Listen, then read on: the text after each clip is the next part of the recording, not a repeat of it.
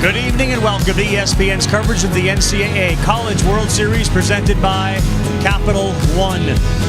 Last year, Cinderella had that slipper fit. Coastal Carolina won the whole thing. They're not back. In fact, Cinderella's not walking through the door anytime this year. You got some blue bloods, including Florida State, the Seminoles, and LSU, the Tigers, as they kick off the first night of what is about a week and a half of exciting college baseball, culminating with a College World Series title. Earlier today, the best team in the country, 54-4, get a clutch hit and come from behind, and the Oregon State Beavers down 3-0 and 5-1 rally to win 6-5 over Cal State Fullerton. Fullerton seemed to have that game in control, and then a bulky bullpen really hurt them. So Oregon State 1-0. Louisville and A&M tomorrow at 2 Eastern time.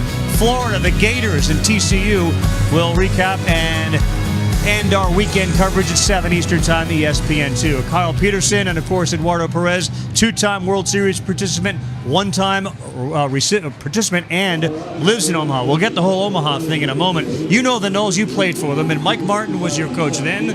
He's still the coach now. He's coached J.D. Drew, Buster Posey, and many others that have tried to get a championship and take it back to Tallahassee for 11. That's Mike Martin, the winningest active coach right now in college baseball, trying to be the winningest of all time next season. But right now, their focus is to take them to Omaha and take them to Tallahassee and that trophy back there. 33 more wins. He'll be the winningest coach in college baseball history.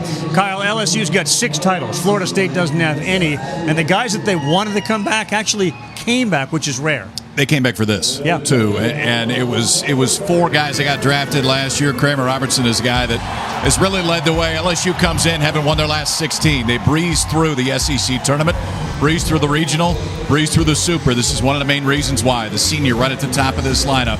For Robertson, 3 home runs in that 16-game win streak, 8 on the year. He had 3 total in his first 3 years. One of the reasons this offense is so dynamic as a senior at the top. For more on LSU and Kramer Robertson, we say good evening to Laura Rutledge. Well, yeah, KP, you mentioned it. The 4 guys who decided to come back and turn down the draft. Paul Maneri calls them his Fab 4. Kramer Robertson, Cole Freeman, Greg Dykman, and Jared Poche. Dykman decided to come back first, turning down $600K. Then it was Robertson, Freeman. And then they had to convince Jared Poche, sent a lot of text messages to him over the summer. But this team decided to come back, and they wanted to be in Omaha. It wasn't just about being here. It was about winning here, guys. All right, Laura, we may see Poche tonight out of the bullpen. Robertson's on the field at short. Should be an SRO standing room only crowd for this one. Florida State, LSU, when we come back.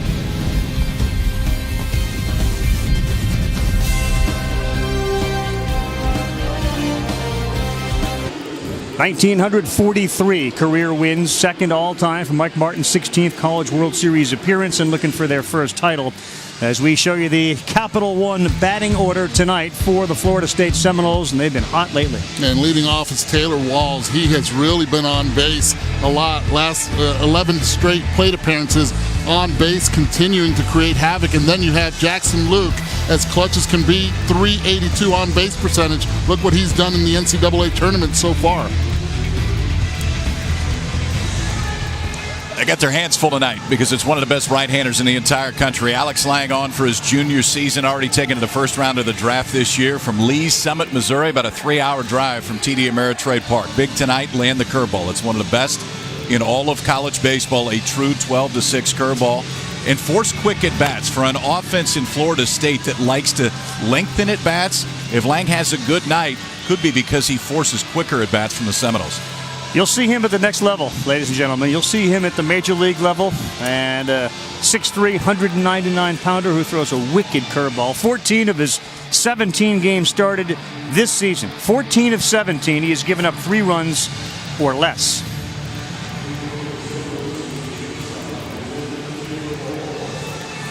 And after Lang throws the first pitch, the baseball will be set aside, and they will send it to the United States Representative Steve Scalise of Louisiana. 3 days after he was shot in his hip, he has regained consciousness, and he is communicating with his family. A statement from the hospital says that Scalise's condition has been upgraded from critical to serious. He's an honorary captain of the LSU Tigers, and that baseball will be sent to Steve Scalise. Time out, need new baseball. We got to throw that one out. You can hear the umpire, the home plate umpire, Mark Ewell, asking for it, and it heads to the bench, and it'll head back to Washington, D.C., where Steve Scalise will have that as a souvenir, and he's got his eyes on LSU baseball for sure, and everyone has our eyes on him. On the inside corner with a fastball at 93 to even the count up against Taylor Walls, the shortstop, 5'10", 180-pounder from Georgia, third-round pick of the Rays. They had 8 players selected in this year's first-year player draft. And this is what Taylor does. He takes his time at the plate. He's very confident to hit with 2 strikes. So he'll take a lot of pitches, make Alex work. Alex has to be able to throw that fastball over the plate and try to get the Seminoles to swing that bat. 67th game of the year for Florida State. Taylor Walls has walked 63 times already. Ideal leadoff man. Swings through a fastball, and it evens the count up at 2-2. Florida State made a living offensively by getting on base, by being patient, by walking. And it was interesting this morning in our coaches' meetings. Both coaches kind of were curious who the home plate umpire was going to be. Like, what kind of strike zone are we going to get tonight?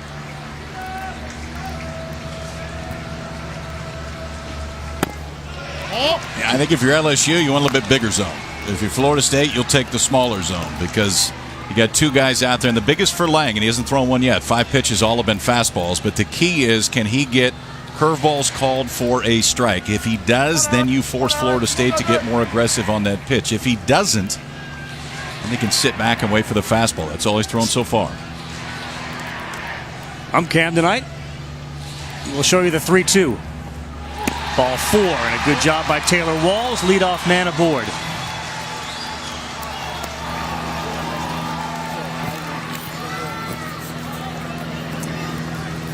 And now Dylan Busby, the team leader in home runs and doubles, steps to the plate. He plays third base for this team. When he gets hot, he can carry them.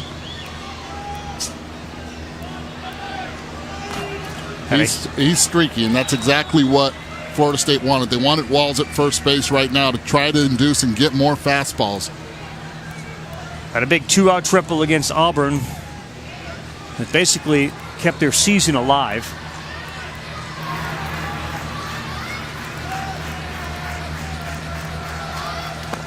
It was a breaking ball. It was way off the plate in the dirt, and they looked to first base, where the first base ump, Steve Mattingly, says no swing.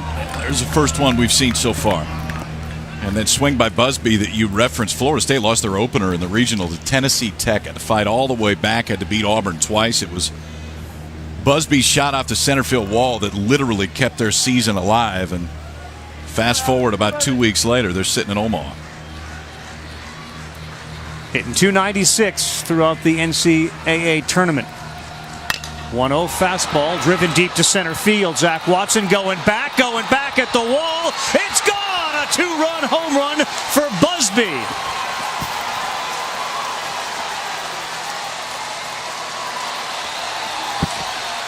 That's big-time power here at TD Ameritrade to dead central. And very similar to that triple that you were talking about that he had hit at Florida State.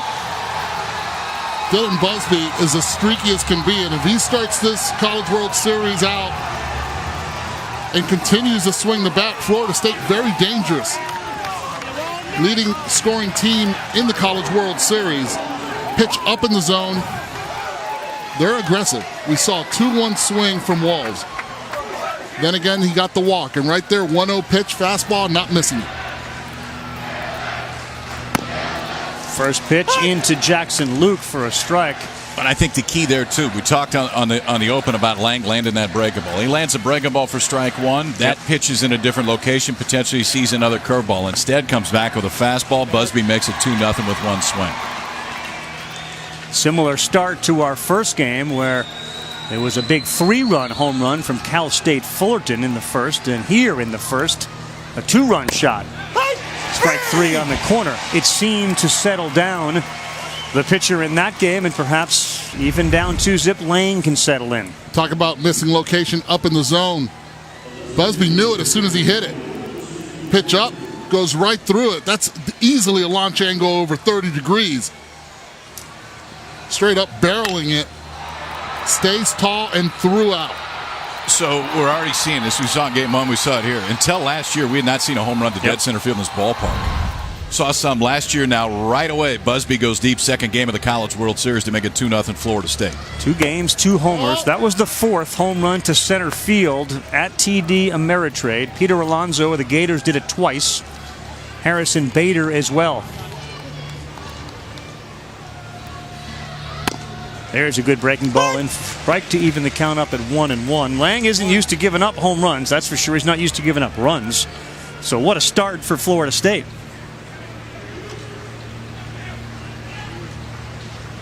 Nope. That one just missed. Well, the one, when you look at this inning, you're going to come back and look at the leadoff walk that started everything, because then you throw ball one, the fastball to Busby, but leadoff walk that Walls drew is 64th of the year. He would then come around to score on a home run. This is another home run threat. Quincy Niporti. He pulls that one and he gets himself behind 3-1. Niporti's got 4 grand slams on the season. In 65 games, he's got 78 runs batted in. You know how hard that is? And this is a big boy, too. And it's all because of the ability of Florida State to get on base. A lot of their hitters with on-base percentage over 400. You got to be careful here with this guy. Got the arms extended. This one towards the first base dugout. And over it.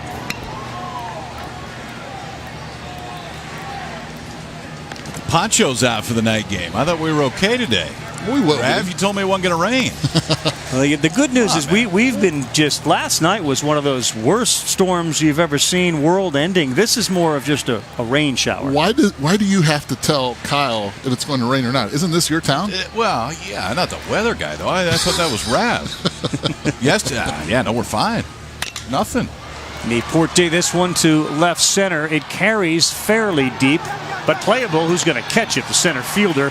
Watson is there to make the play. If anybody was going to catch that ball in center field, it would have been Zach Watson. He made a couple of great plays at center field during the Supers. You have 2 really good center fielders in tonight's game. Yes, and both just freshmen. I mean, we're going to get a chance to see these kids play for a few more years. You see J.C. Flowers in a minute in center field for Florida State. Zach Watson's going to play center field in the major leagues. I mean, it is real speed. He has stolen runs all year to help LSU. Catcher is Cal Raleigh, bats now and hits one to center field. Watson came in, now he goes back, drifts towards left field, and he makes the play.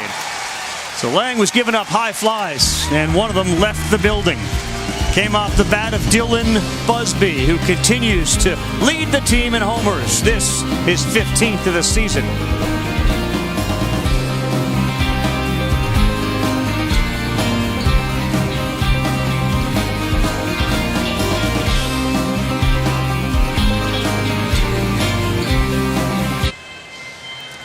Well, make no mistake about it, every coach is grateful to be here, but the 2 that are on the respective dugouts tonight feel as blessed as anybody. Martin for sure, and this guy Paul Maneri back again, and this team has won 6 College World Series all since 1986. You take a look at our batting order. It's presented by Capital One. And you got to focus on that cleanup hitter, Greg Dykman. He came back and with havoc, 72 RBIs.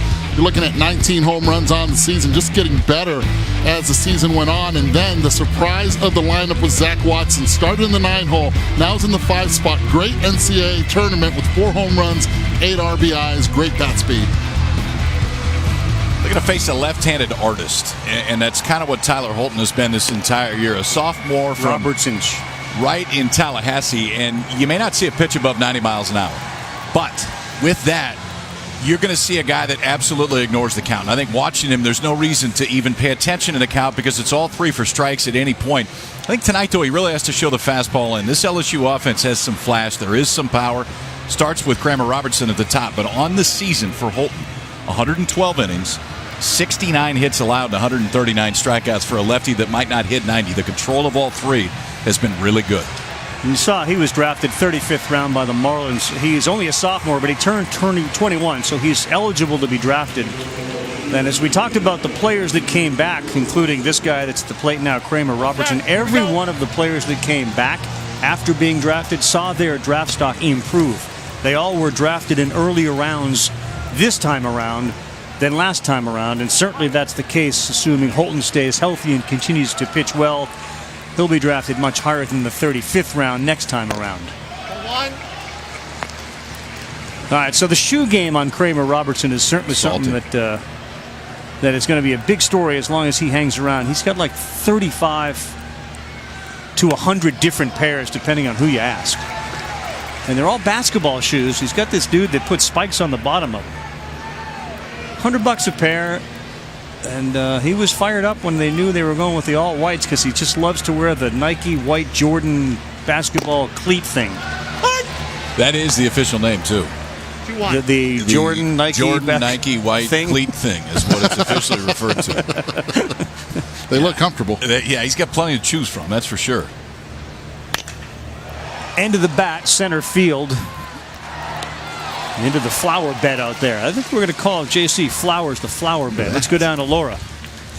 Guys, the shoe game on Kramer Robertson, it's real. You guys are seeing it. You're talking about it. He says they're really comfortable, so we like the shoe game on Kramer Robertson. It's real. You guys are seeing it. You're talking about it. He says they're really comfortable, so he likes that side. He's also generous with it. He will pass out some of these similar souped-up shoes to guys like Cole Freeman. Papirski has a pair.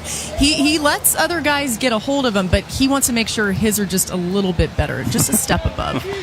And Laura, if in fact he runs into an 0 for 2, 0 for 3 start, he'll run into the clubhouse and fire up another pair. Of course, it's the shoe's fault. Yeah, it's like some guys have more batting gloves if they don't get a few hits. It's going to get more shoes.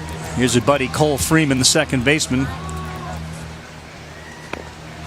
And that's the equalizer right there. Holton behind in the count to the 2-hitter, 1-0. You see Cole trying to cheat on that fastball. Gets that changeup.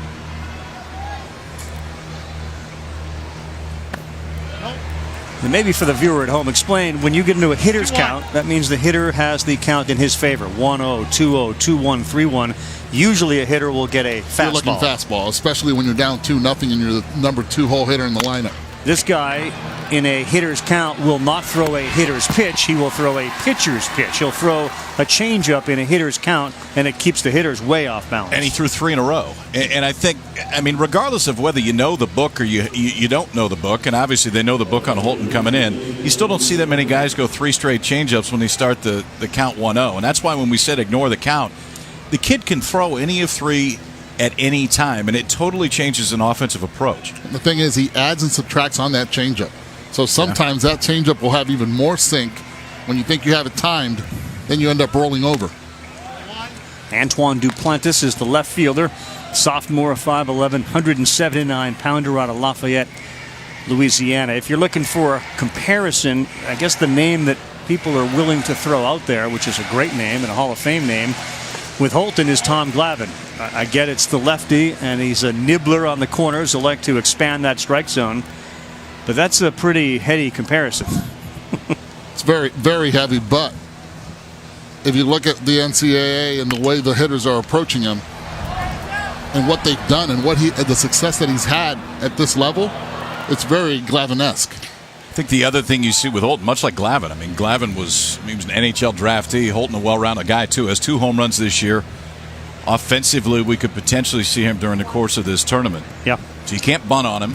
They've only attempted 6 stolen bases over the entire year on him, and they've only been successful once. So it's very well-rounded out there for the left-hander. There's a 2-1 changeup right over the middle of the plate. Again, you can't emphasize it enough. Usually you're thinking fastball, 2-1 count. Got to get the pitcher back into it. He does with a changeup.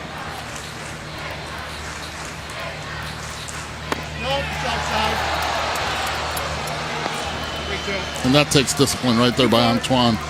2-2 pitch, sees a curveball. Hadn't seen it yet. Able to take it. 10-2, 225, 112 innings, and 139 strikeouts. And a rare walk from Tyler Holton to Antoine Duplantis, and that brings up the best power hitter for LSU in Greg Dykman. Duplantis saw 6 pitches in that at bat, saw 1 fastball. This is real power now. Dykman on the year, 19 home runs driven in 72. Hit one over the Intimidator at LSU about 485 feet earlier this year. And for those that don't know about the box, the Intimidator is what? It's a big old billboard out beyond right field that has all the national titles listed on it. He hit it right over the top. Like the rafters in the different stadiums where you hang your championship banners. They have the Intimidator out in right field, and he went over that. He wears that face mask and that face guard because he got drilled in the face pre-season. He literally had a bruise on his head and then came back after a procedure. First game back, first at bat, home run. Like the Dykman legend was firmly established at that point. Then he kept hitting home runs. Yeah, hadn't left the lineup since.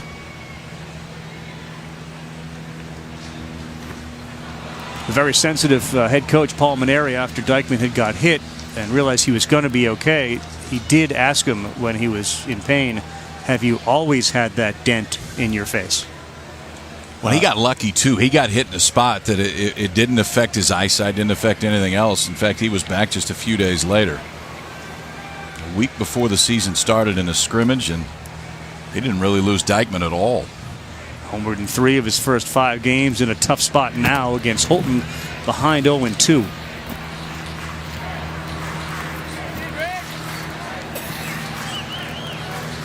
'26th round pick last year. Again, as we've talked about, came back.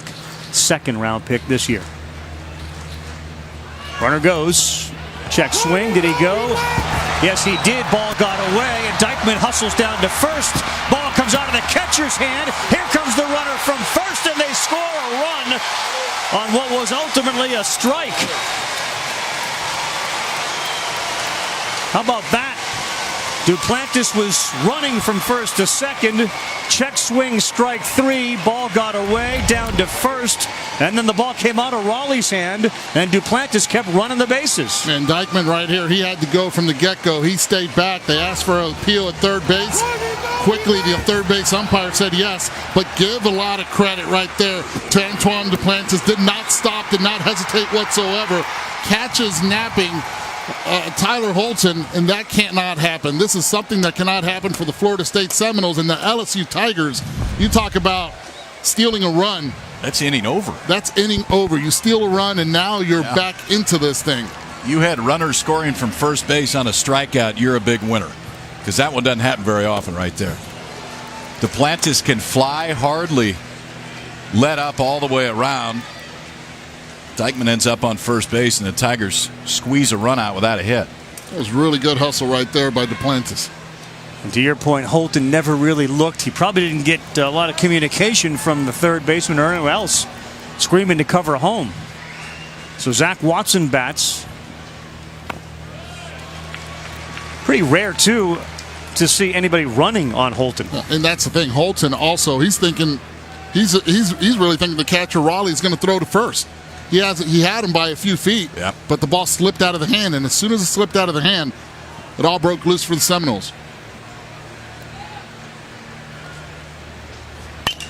Watson pops this one up to shallow right field, where Stephen Wells camps under it and makes the play.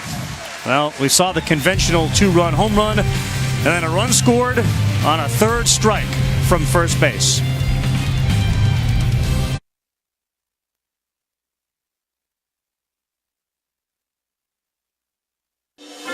The NCAA College World Series is presented by the Capital One Venture Card. Earn unlimited double miles on every purchase every day.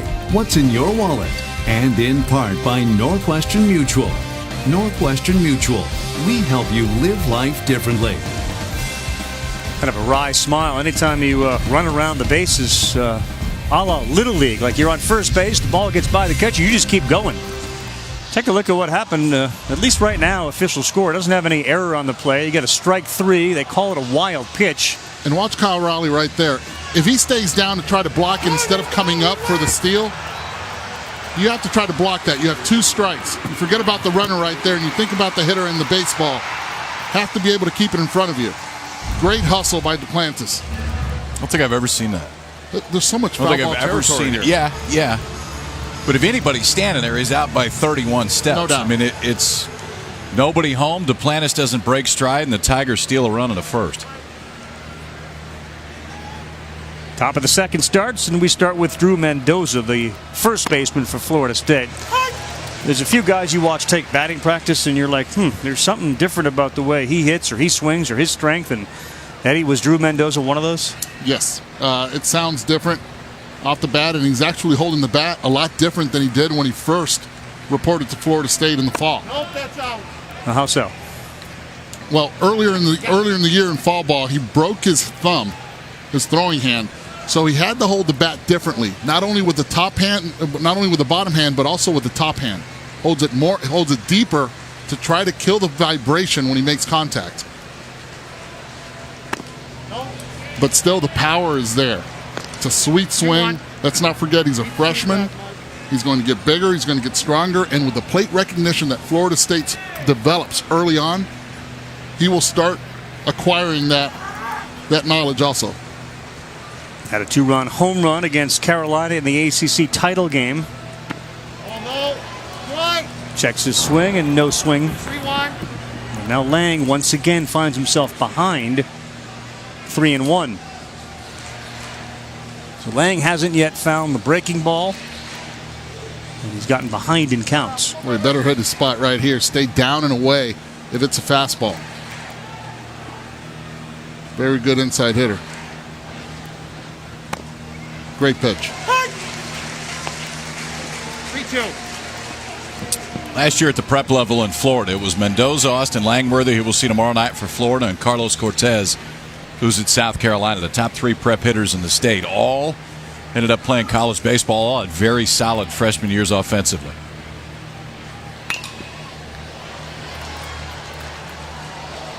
Did that series with you guys, Florida, South Carolina. You could tell there was something different about Cortez and his swing. Short, little guy, kind of Jackie Bradley-esque in his. But he's got power, and he's a contact hitter. Yeah, he's going to hit for a while.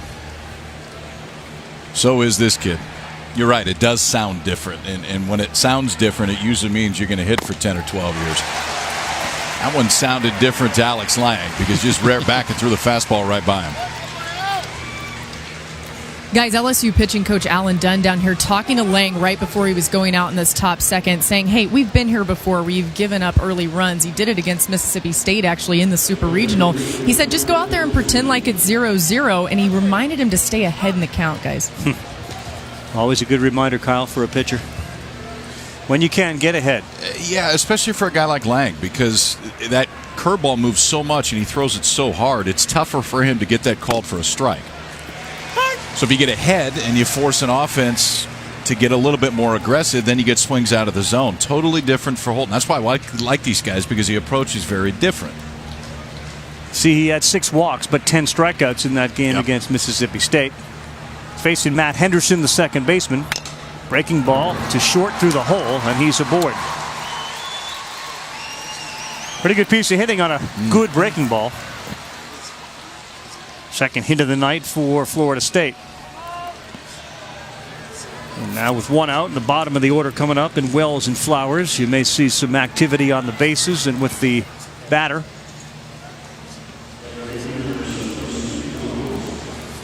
Wells having a very good tournament. 6 for 16, hitting .375, the junior from Key West, Florida. Last 5 games, in fact, he's 5 for 12. That's a .417 average.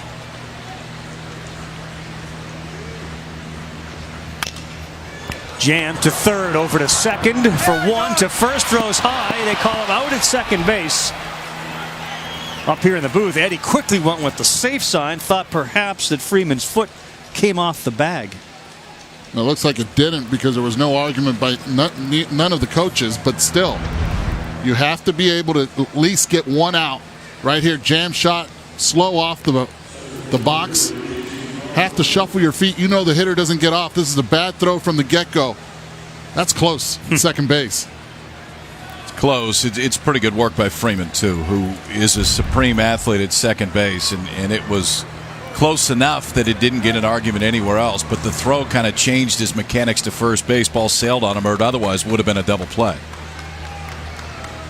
Now J.C. Flowers. And I think that's huge right there, not getting that double play. You would have had Flowers leading off the top of the third inning.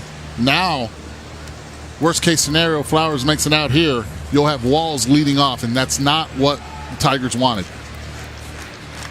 No reason to throw over to first right now. Flowers, a freshman who can fly on the bases and in the outfield.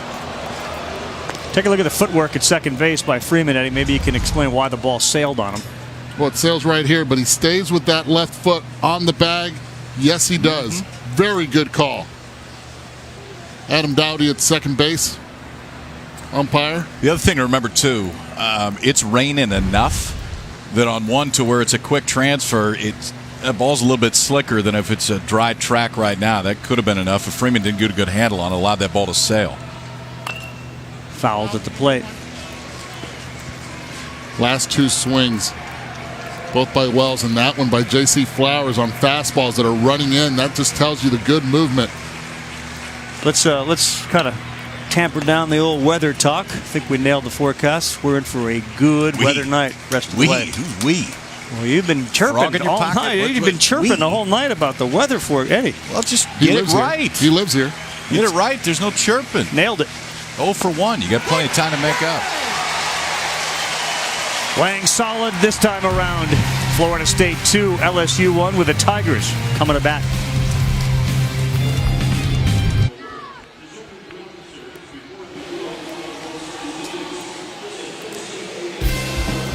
Well, you got all sorts of flavor, not only outside the ballpark, but certainly inside the ballpark. That's fruit. That counts as fruit. That is a legit fruit. Yep. 8 teams have made a combined 90 trips. That's who's here this season. Each team, each one of these 8 have made at least 4 trips to Omaha, and we will have the 7th different champion in the last 7 years. Tomorrow, Louisville and A&M go at it at 2, Florida and TCU at 7 Eastern Time. Gators and Kevin O'Sullivan have been here a lot. How about Jim Schlossnagel and the job he has done to make TCU a perennial in Omaha? They've had to go without Lucan Baker. Remember him from last year. He burst out of the scene. Ripped into left center field. That one gets down, and a good start for LSU here in the bottom of the second. That's Nick Coombs, the junior 5'11", 196-pounder from Baton Rouge. And added to the lineup because he does really well against left-handed pitchers, hitting over .333 this season. Pitch up in the zone, not wasting any time. Barreling it to left center field.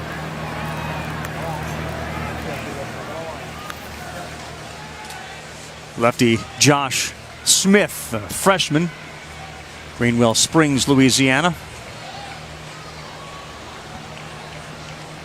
Also getting warm here in the NCAA tournament. In fact, Louisville, as we've mentioned, 16 in a row. Both you guys at any level know how hard that is, but you're talking SEC, you're talking postseason tournaments. How difficult is it to win 16 in a row? It's obscene. Now, it's not as obscene as someone that's 55-4. Right. Which Oregon State right now is after the comeback win today against Cal State Fuller. Yeah, 55-4 will work most places if you're looking for wins and losses. They found many ways to win. Yeah.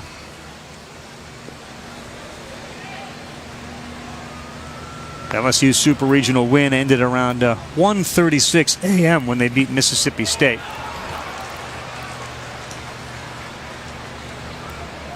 Different style of play, LSU, than Sam Houston State had in the Super Regionals against Tyler Holton. A lot of bunting, making him move off the mound. He created 2 errors. They created runs, made it uncomfortable early on in the game.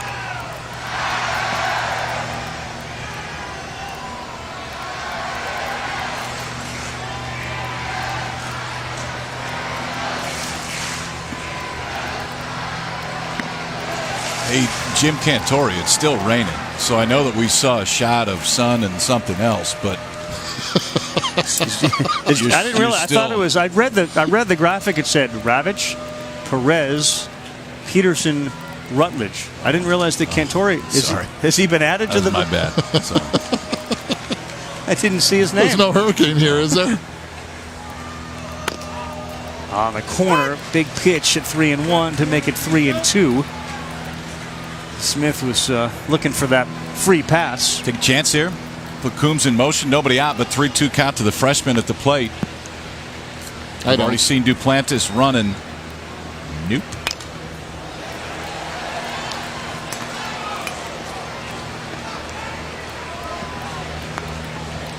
Not with the way Tyler Holton can induce the swing and miss. And Coombs running. No. I leave him right there.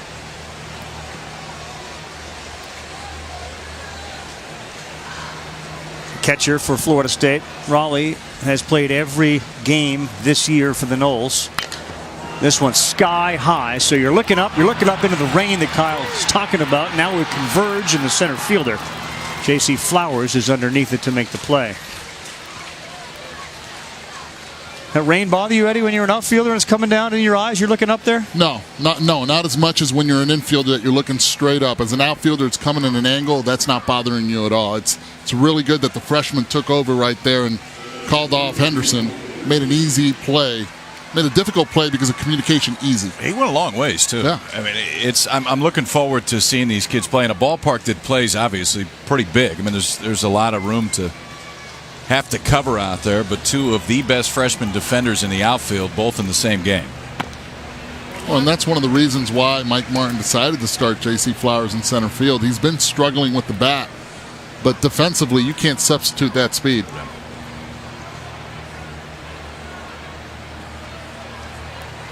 Michael Papierski, 6'4", 225-pound catcher.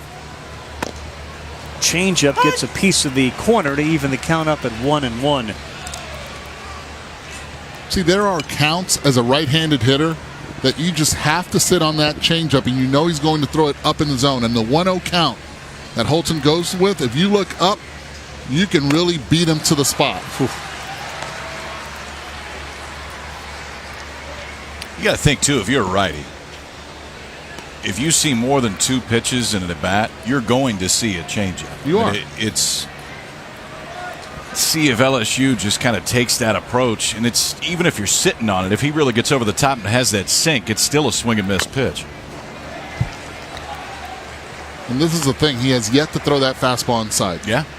And because he has not, it makes it a lot easier to then move up on the plate, look up, and just let it go.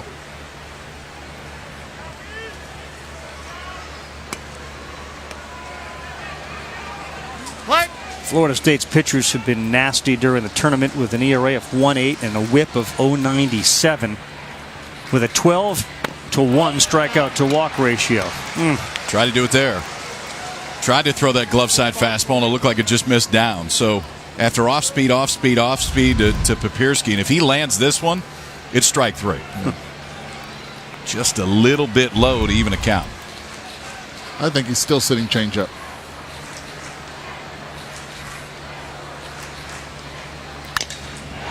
This one is to center, and it hangs up for Flowers, who is there to make the catch.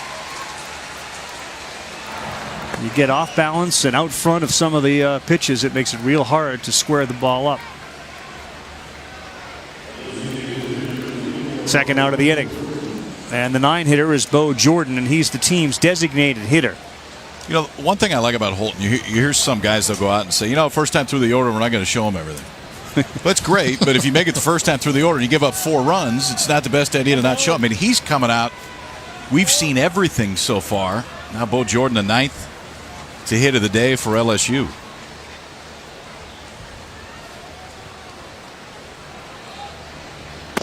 The thing that makes Holton unique is the idea that you're a 3-pitch pitcher, and oftentimes, you guys know this, and Kyle is a pitcher, sometimes you go to the yard and you only have 2 of the 3, or sometimes if you're a 2-pitch pitcher, you only have 1.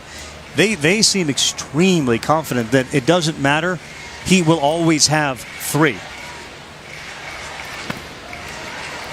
Throw down as Coombs goes, and he's out by a mile. Cal Raleigh, that was easy pickings for him. Coombs reading the dirt ball right here, but the minute that Raleigh fields it cleanly, watch, change up in the dirt, Raleigh goes down, fields it cleanly, and now it's a layup. Throw that strike to second base. Coombs erased. Knowles lead it 2-1.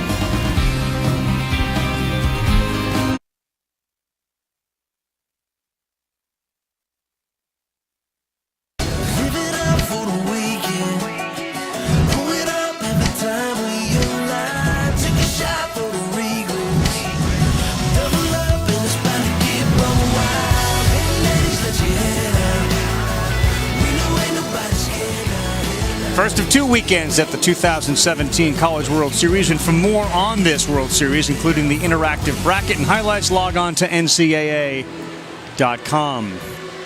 All of a sudden, the sky's looking beautiful. We got, in fact, a rainbow out beyond right center field at a ballpark that has hosted the College World Series, and there's a good look at the rainbow.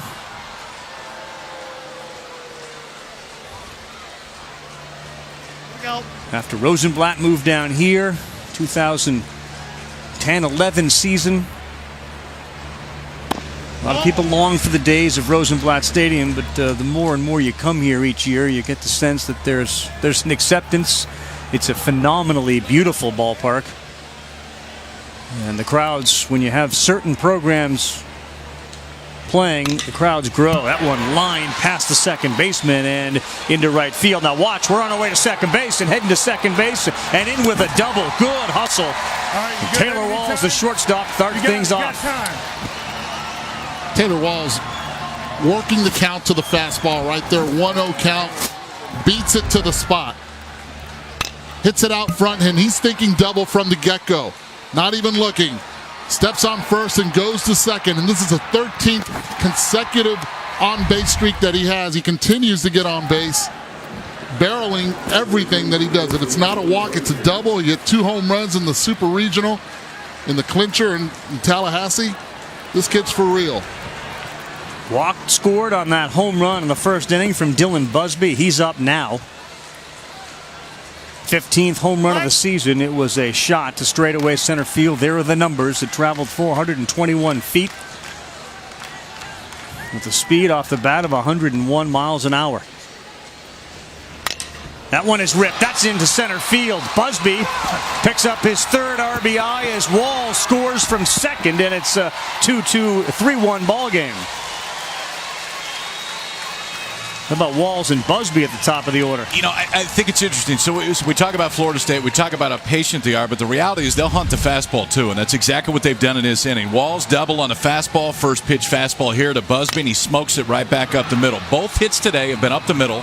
Both hits today have been on fastballs that were both elevated. You talk about discipline, you talk about game plan.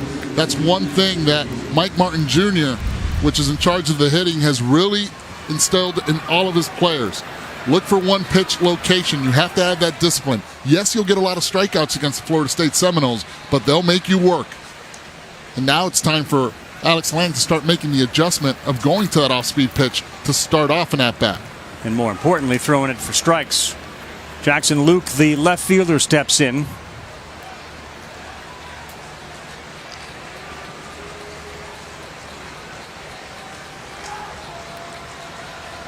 Runner goes. Throw down to second. Stolen base. That's a great call by Mike Martin Jr. at third base. He's the one in charge of the base running. He knows that the fastball's being hit, so why not go after the first pitch where he got Luke out on curveballs the first time up? You get it, you go. You get a better jump. Busby can run. He's in there. Hey, now, but it was, and I love the idea. You think you're going to get a first pitch breaking ball. The fact that Papierski made that anywhere close at all was really good because he had a backhand a breaking ball in the dirt. Wild swing from Luke. Luke hasn't looked good at all on the curveball. Struck out, swung at 2 pitches. This is a very polished hitter at the plate.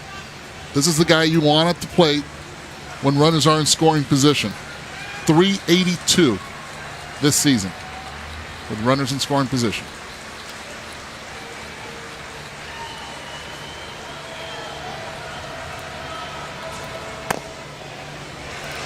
1-2. It's a Florida State team that's been red hot. We know LSU's won 16 in a row, but Florida State, since the start of May, has gone 18-3, and they've outscored their opponents by almost 100 runs, 169-75. I think it's important to realize that going into the last conference series, which was at LSU, who was one of the top teams and still is in the entire country, Florida State was not a lock to be in the NCAA tournament at all. They weren't a lock to be in the ACC tournament.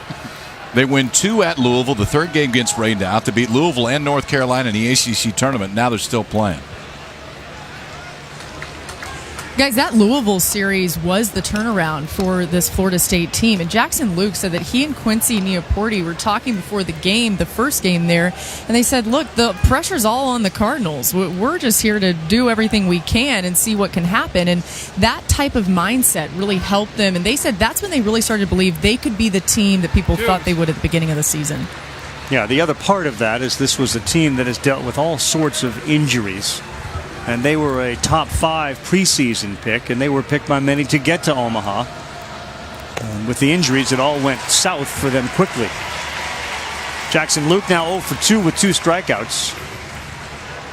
And he's made him look silly with that curveball. Expect Alex Lang now to start throwing more curveballs. The Florida State Seminoles have attacked that fastball, but have really not been able to handle the hook.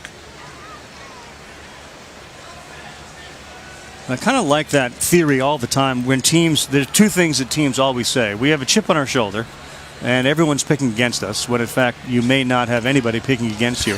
The idea that they went to Louisville and said we have nothing to play for, they had everything to play for. Yeah, it makes no sense, but that's fine. I mean, you buy into that.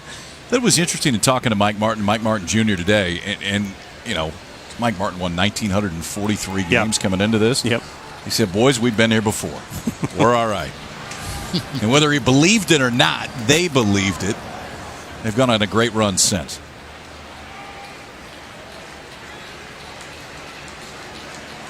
Quincy Neoporte, the designated hitter, the senior who's 6'1", 223 pounds, out of Atlanta, Georgia.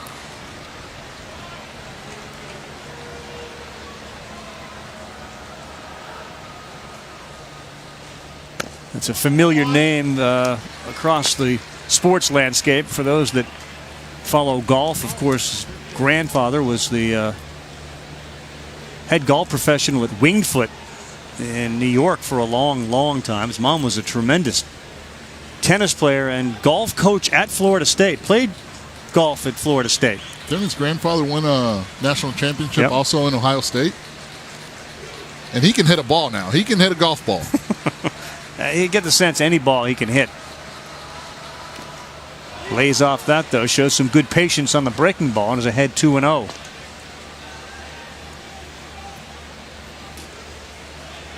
Interesting what they do here, because he's going to be looking dead red fastball, and there's not one ballpark in the country that can hold the power of Neoporte.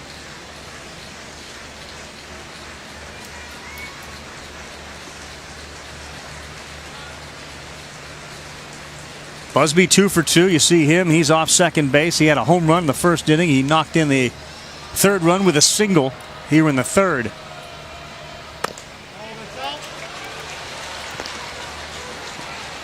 The other thing you notice too, Kyle, the delivery styles, beyond that one's a righty and one's a lefty. Yeah. Lang seems to use 100% of everything that he's got, while it looks like Holton, you know, if we use the Tom Glavine comparison, feels like he's using about 89-90% of his stuff. He's max effort versus this is what I do. And you can see Lang sort of a herky-jerky motion when he lets go. The interesting thing with Lang is it's from pitch 1 to pitch 120. I mean, if he's in there, everything looks like this. It's max effort. There's maximum finish, and that will look the same way on that or the curveball. You're right. For Holton, it looks nonchalant, a little bit more controlled, which is one of the reasons why when Alex Lang will struggle, a lot of the times it's because that walk number starts to come up. The question with Lang, and taken in the first round this year, but the question with Lang is when he gets into pro ball, is he a starter or is he a reliever? Sure. And so the biggest thing, and we were talking to Alan Dunn, the pitching coach of LSU, about this today, is going to be that third pitch. It's going to be the changeup, which we have not seen one yet today. It's been all fastballs and curveballs. Changeup's a pretty good pitch, but the curveball has been so good in his 3 years of college, he just didn't throw it that much. Way outside. Wild one there. Down to third base. And good hustle. That's great base running by Busby right there. Not giving in. Now you're 90 feet away from scoring. Runners at the corners. Get a good secondary. Ball in the dirt. He takes off. Watch the secondary lead. Patented Florida State right there. As soon as it hits dirt, he's gone. Went 3-1 on Neoporte. Curveball. Walking a wild pitch. So Busby stole second. Advances to third here on a wild pitch. And only one out. And for Alex Lang, some trouble. And I'm Alex Lang. I throw a curveball right here. Cal Raleigh, first pitch, loves that fastball. What? Got to be careful with a runner on third and a curveball in the dirt. That gets away. You get a run, and another one moves into scoring position. Raleigh flew out to center his first time up.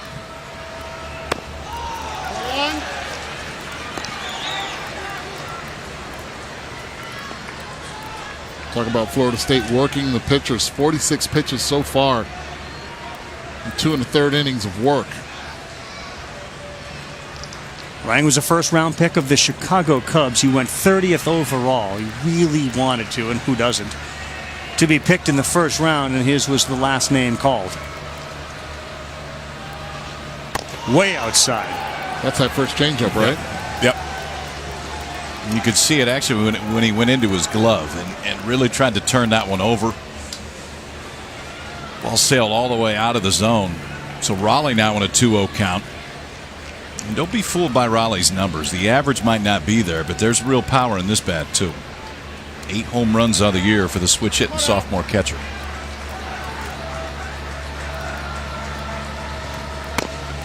Throw down to third. Close play. They threw right behind Busby on a set play, and Josh Smith snuck in, and he was nearly picked off. It's a good idea by Papierski. Just try to steal one right here. He's showing off his arm. Showed it off on Busby's stolen base at second base, and he can catch and throw right there. He can absolutely catch and throw. And for the second half of the season, the bat has started to come back around for Papierski. He was not great for the first 20-so ball games of the season, but the bat has started to show up for Papierski. The defense has been there the whole year.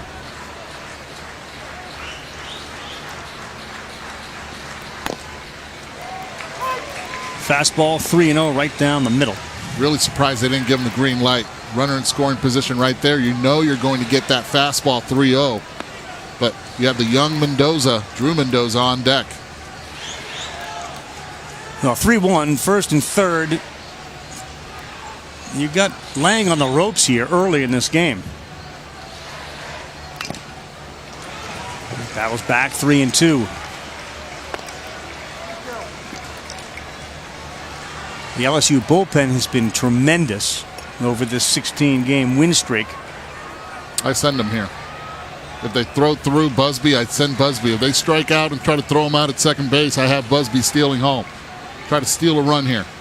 Well, I think you're throwing through here. If it's Neoporte running, you're going to take a chance at a strike him out, throw him. Well, he should stop halfway. Yep.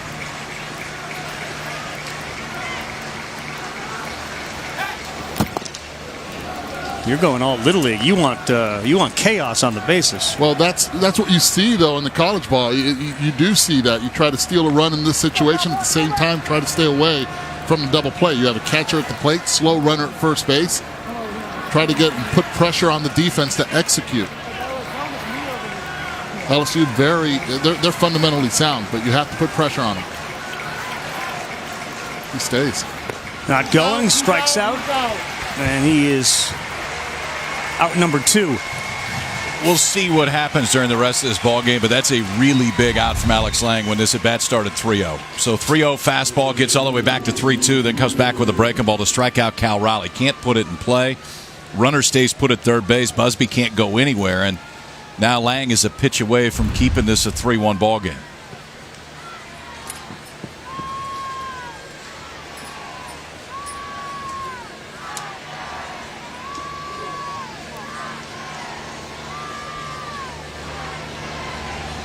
Drew Mendoza, the second strikeout victim of 5. That was in the second inning, and that breaking ball catches a piece of the corner, and he jumps ahead 0-1. Talk about having a bailout plan. I'll tell you right now, that curveball is his bailout plan. It is tough to pick up as a hitter. They're not taking any good swings off it. That one plays, and it's a spike grip. So the index finger kind of spikes in onto his fingernail, and then it's his middle finger that really finishes the pitch.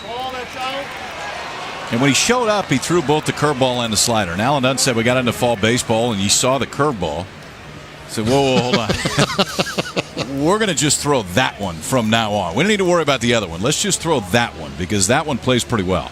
Well, think about it. How many teams can practice to hit a curveball like that? Right. You can't repeat that in practice. So you're going in as an unknown facing that kind of hook.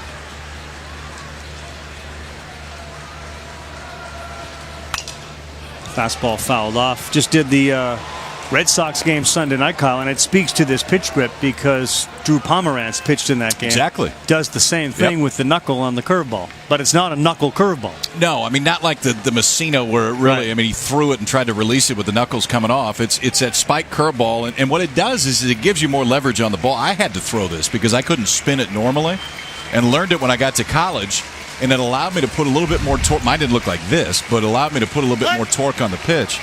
Alex Lang showed up with it, learned to pitch in high school, and it's gotten even better at the college level. Well, big spot 1 and 2. Would love to get out of this without any more runs, and he will with a strikeout of Mendoza. And that does it for the inning. So they had first and third. He was behind 3-0, and he's able to get 2 outs and no more damage. 3-1 Knowles.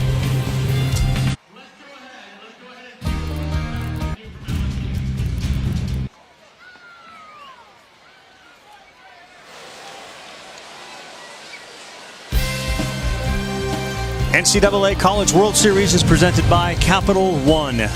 Downtown Omaha, Nebraska. Florida State and LSU, our first night game of the 2017 series. Dylan Busby's been the man, 2 for 2 with a homer and a single to knock in his third run. LSU scored on a wild play. It was a wild pitch, and we can just about now throw away the ponchos. The sun is officially shining, so Mr. Half Empty over there, Peterson, can join the rest of us with the optimism to right field, and that one is going to get down. Leadoff hitters getting on base here tonight. That's the 9-hitter Bo Jordan. Remember, he was stuck at home on a caught stealing to end the second. So here he is in the third, leading off with a single. Just like Nick Coombs' first pitch of the inning, goes after it, gets on base with that base hit. Now you're back to the top of the order. Kramer Robertson, the shortstop. Another one of those guys we talked about who was drafted in the 32nd round last year. He and his 3 teammates that were going back to college. He was a 4th round pick this year. St. Louis Cardinals selected him. Swings at the first pitch, and this one is playable to right. So Robertson is 0 for 2. No secret what they're trying to do. First pitch. So far, Tyler Holton has been going with the fastball. So LSU, they're attacking. They're trying to beat him to that changeup. Trying to hit the fastball straight over the top 4-seamer. That's the conversation they're having right there. If you're going to throw it, you better be able to locate it exactly where they want it.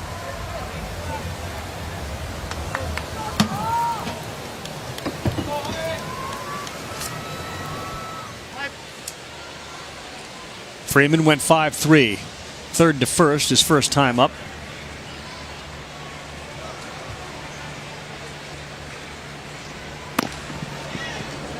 Called strike on the bunt attempt. Junior college tournament he was playing in at LSU. And Paul Maneri saw him playing. Watched some of that junior college tournament. Actually asked the coach of the team he was playing on, is there any way you can move Freeman over to shortstop for a few innings? And the coach said, sure. So he played him at short. And Maneri liked what he saw, and that's how he ended up at LSU. And likely could be the second baseman.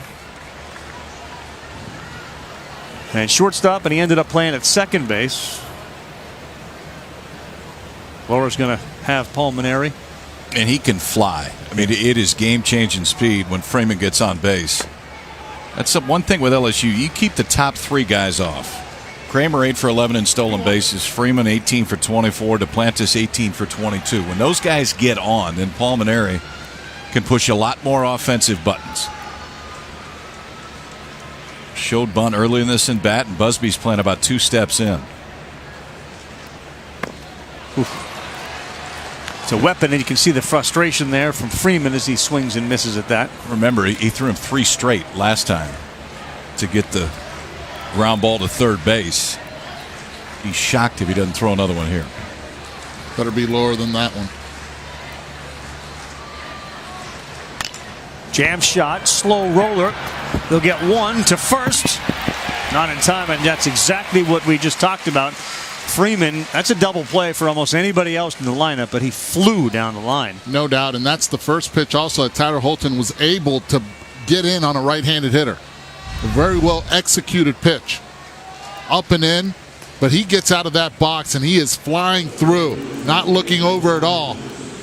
He understands what kind of speed he has. Don't be surprised if he's at second base in less than 2 pitches.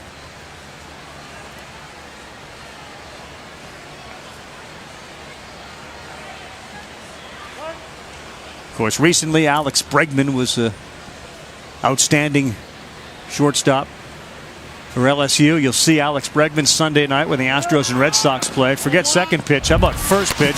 And in there ahead, and he held the bag. Slid over it, kept it with his left foot. Stolen base for Cole Freeman. I love it. I love it. Even you're down 3-1. It's still early in the game. You have to be able to play your game. Great jump at first base.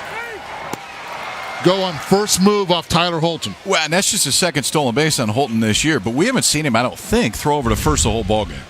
So Freeman just rolling the dice right there, going on first move, and even if he throws over, it still makes a tougher play for Mendoza to have to come get it and throw him out. And he'd steal third, too. That's something that LSU is not afraid to do, is steal third base. But his speed keeps him out of the double play, keeps the inning going, and now he's in scoring position for Anton Duplantis.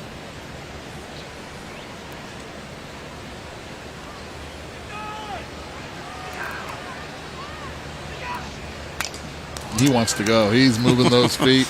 Doesn't matter if they're 2 outs, 2-0 count, left-handed hitter at the plate. Those are indications that you should stay at all times, but it's hard to stop a jackrabbit when they're on the bases. I personally wouldn't send him. You're already in scoring position. But you do take away the curveball in the dirt if you do get to third base. Inside corner called strike 2.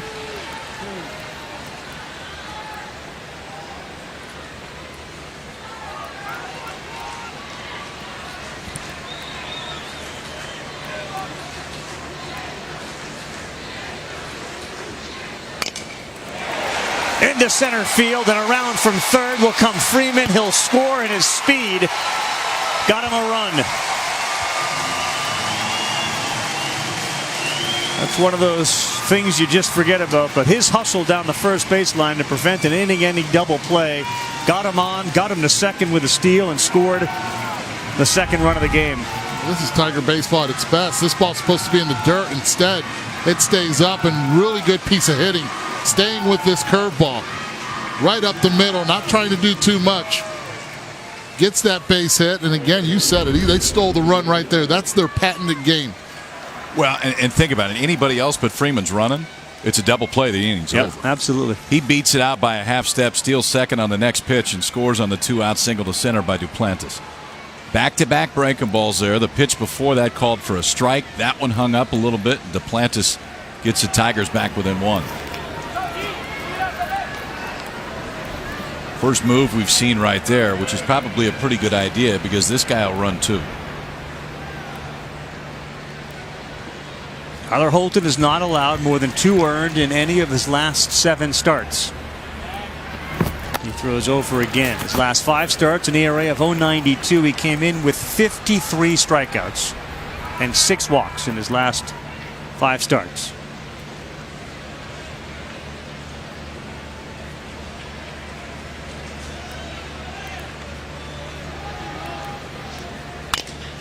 On the ground, a short hit hard. There's a force there.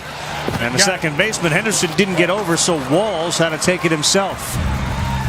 1/3 of the way through, we get ourselves a good one. Florida State 3 and LSU 2.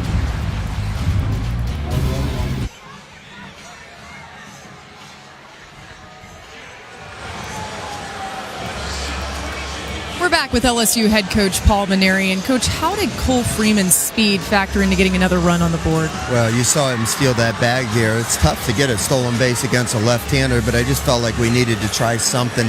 We're not really into the flow of the game yet, and I just think we need to be a little more aggressive. And Cole's such a good base runner. He could read him a little bit, and he went, and we got the bag. And, of course, Antoine came through with the big hit. Of course, Alex Lang's curveball is dangerous. How can he get in the flow of the game a little more? Yeah, he walked that leadoff batter in the first inning and went to the stretch right away. And I just like to see him be able to, stay in the zone. They've hit some balls hard, but I still think we're better off if he throws strikes and make him hit it. Maybe they can hit it at somebody. All right, thank you. Carl. Thanks, Laura. Alex Lang, 12-0 as a freshman, so the bar was so high. And you talk to some of the coaches, he got away with some stuff as a freshman that he maybe didn't get away with his sophomore year, and people looked at the sophomore year as a down year compared to the freshman year. And the truth was he had the same stuff. Yeah, he didn't throw as many strikes his sophomore year. That was one. But I think the other was the book was out, and there was a lot that would come in. And we've seen Florida State do some of it tonight, to where you just try to take the curveball unless he gets to a point that you have to swing. When he is throwing that curveball for strike one, he can be absolutely dominant. Piersky didn't do him any favors there. That was borderline, was probably a ball, but he didn't catch it. You're not going to get down. And this should be a shutdown inning for him. Yes. Bottom half of the order right now with Henderson, Wells, and Flowers would be a good pickup for LSU to get them back offensively after scoring a run in the bottom of the third.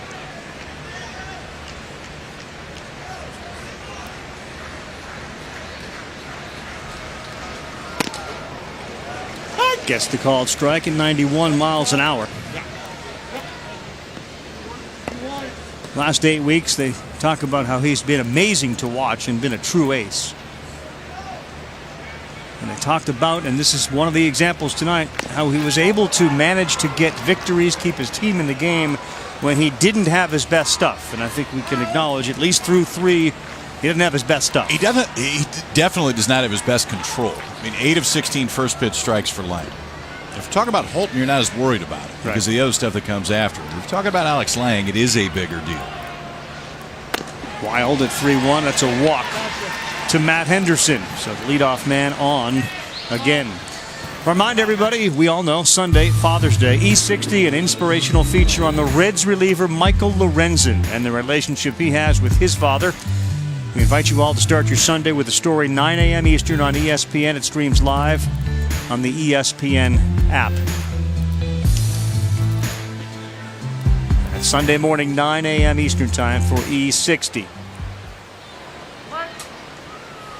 This is TD Ameritrade Park in Omaha, Nebraska. Laura Rutledge is on the field. Kyle Peterson, Eduardo Perez. I'm Carl Ravitch. Florida State, LSU, their first game of this 2017 series. And Lang continues to get behind 1-0 to the 8-hitter. Hasn't been able to control the fastball at all. Don't be surprised if you see a curveball here.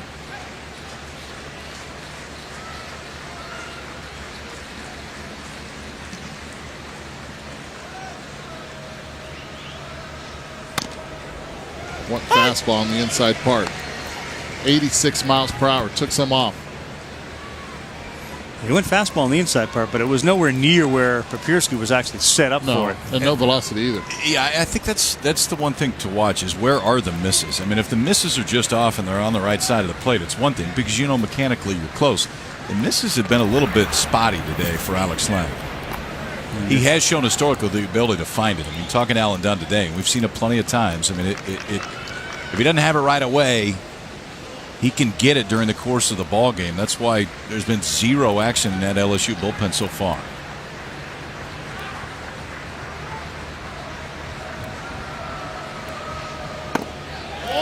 Close, but 2-1.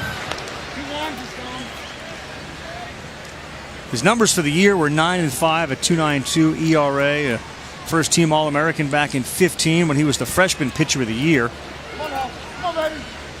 He ranked 8th in strikeouts this year with 134. Second in games started, so he always went to the post, and that one is pulled foul.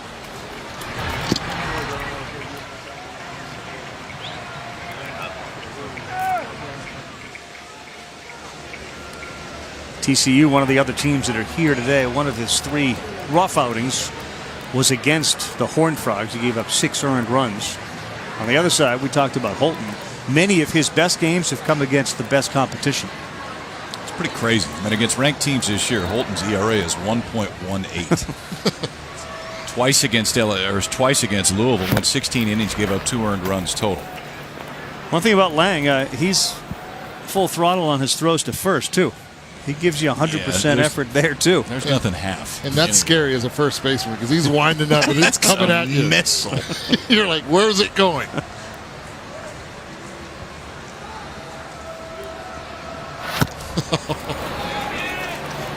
When I played first, those were the worst. Like, here it comes. Especially when it was a slider in the dirt. Watch this full windup. Oof, you're a catcher over there. Too. Yeah. I mean, it's... Put a radar gun over there behind the first baseman.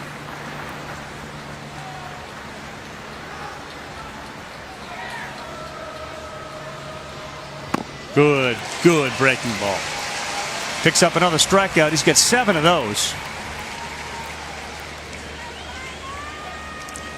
Well, this one plays, and we've seen it tonight. When it's in the zone, and especially if it gets into a 2-strike count, Lang primarily is going to go to this one. It's that top-to-bottom 12-6 curveball. Stephen Wells swings over the top of it. 7th strikeout through just 3 1/3 so far for Alex Lang. Look for the push bunt here from J.C. Flowers. Very good. Second baseman playing a double play depth right now. Speed at the plate, speed at second also. But if he executes it well, it'll be tough to beat him the first.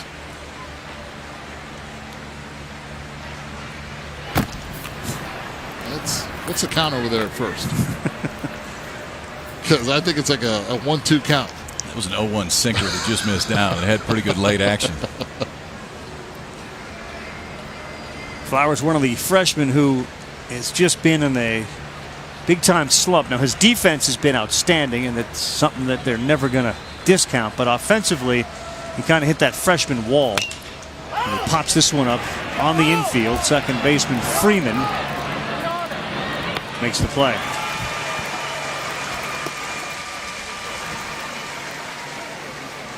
Prior to that, the 5 last outs had all been via the strikeout for Alex Lang. I think too, Eddie, if you're Florida State, now's a pretty good chance to take, or a good time to take a chance with Henderson standing on first base. Because if he gets thrown out, you still have Walls coming up to lead off the inning again.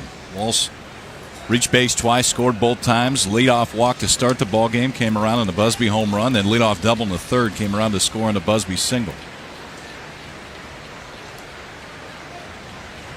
Henderson 8 for 10 stolen bases this year, and that may be why Lang is so obsessed with him. Yeah, but Henderson also has been walking around with a boot. Sore leg, sore foot, better said, and precautionary reasons. But he's a gamer. If he needs to steal one, he'll get that jump.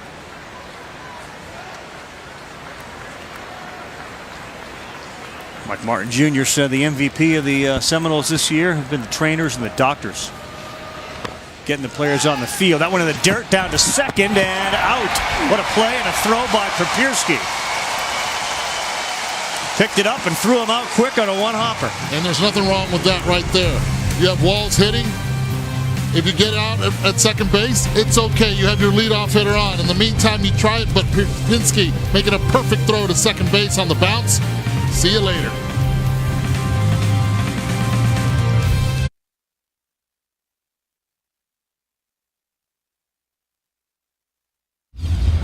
Living that sweet life. 1-0 fastball driven deep to center field. Zach Watson going back at the wall. It's gone! A 2-run home run for Busby.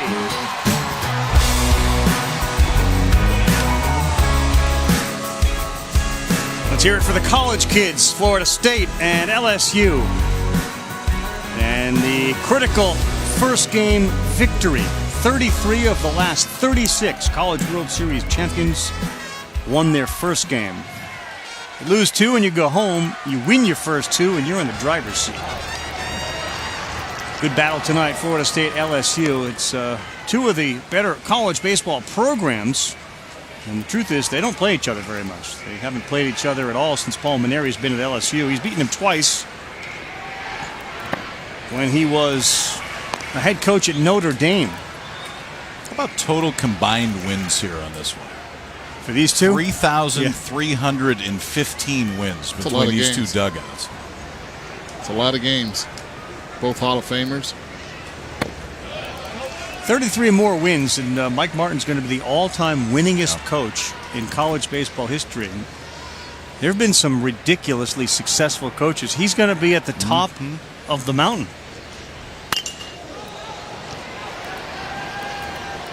Gene Stevenson, Augie Garrido, both of them right there. But for number 11, the consistency is pretty crazy. He has never missed the postseason since he showed up as the head coach. 41 seasons consecutive.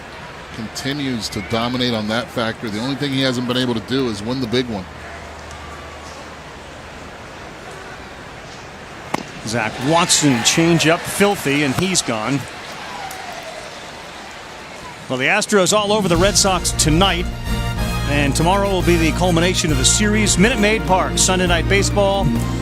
Our Father's Day coverage starts at 7 p.m. It's baseball tonight, Sunday Night Countdown. It's also streaming live on the ESPN app. Big baseball tonight, Sunday Night Countdown. Adnan, Tim Kirkshin. Some guys in that ball game that were here not long ago. Bregman in that game. Benintendi, Jackie Bradley Jr. Saw Ray Tanner today, of course, the former head coach at South Carolina, now part of the committee. That one to short, and it's past the dive of Taylor Walls. Yeah, more and more you're around both the collegiate and major league games, you realize just how quickly the great players go from one to the next and quickly make impact. You guys just talked about a few of them, but here's the list. Brian Johnson, Austin Maddox from the Gators back in the 2010, 11, 12 area. Mitchie Moreland. Mitchie, 2 bags. All he does is hit doubles for the Red Sox from Mississippi State. Derek Fisher here just a few years ago with Virginia. How about Austin Maddox, okay, for Florida? The 10th guy off of that Gator team to play in the big leagues. 10 on the same club have played in the big leagues. Pretty impressive right there. Ain't bad. Coach O'Sullivan here in Omaha again. Done a phenomenal job recruiting all over the country. You guys both played here. I think we've talked about how difficult it is to get here, but how about to win here? I mean, that's the idea that Florida State's been here 22 times and Martin's 16th appearance and hasn't been able to do it. You just mentioned how many players. That's a jam shot, and this is what Holton does well. Fields to second, double play. Wow. Heck of a read by Holton and Henderson over there, the second baseman, and his arm strong to make the double play on Smith. I told you how good of an athlete he is, and Holton kind of falling the other way. Gloves it, gets that left foot set, and then fires a strike. That first throw key, Henderson takes over from there, and the freshman Josh Smith doubled up to end the inning. Athletes, they're always on the mound, boys. That's where they put them. Noel still lead by 1.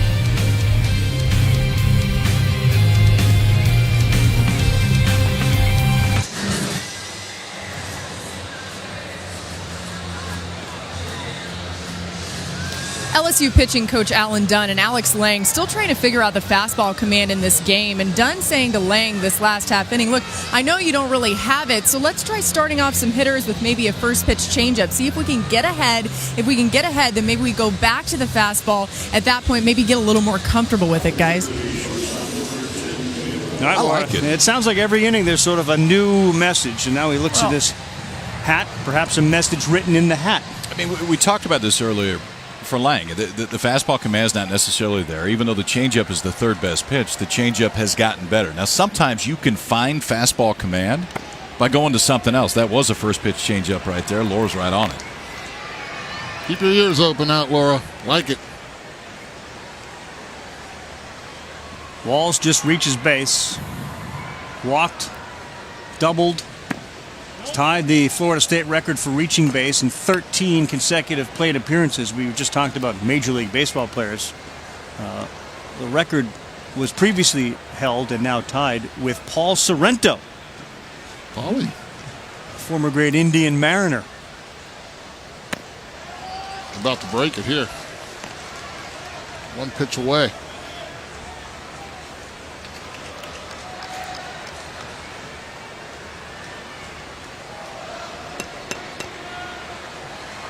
Leadoff man has been on in 3 of the first 4 innings for Florida State and scored in 2 of them.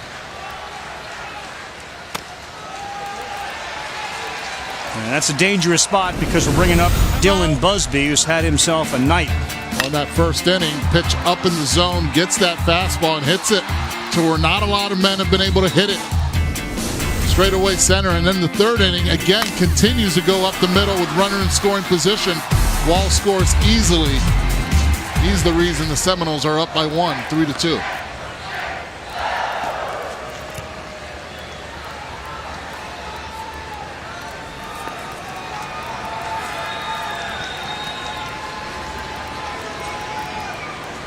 Play.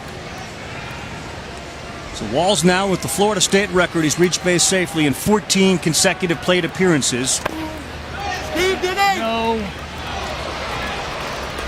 That one was close, but they say no on the check swing. Yeah, I would say he did. I think he could have got him on that one. So do I. Well, Taylor Walls, out of those 14 times on base, 8 of them have been via the walk. Showing patience. Leading the country in walks has led them to Omaha. And now Busby with a homer and a single. Yes, he did. That time he does get called for the check swing, and it's 1-1. Does he really think he's going to get another fastball right there down the middle? He's already proven he can hit that. Now it's time to see if he can hit the curveball. And it's been a good one for Alex Lang.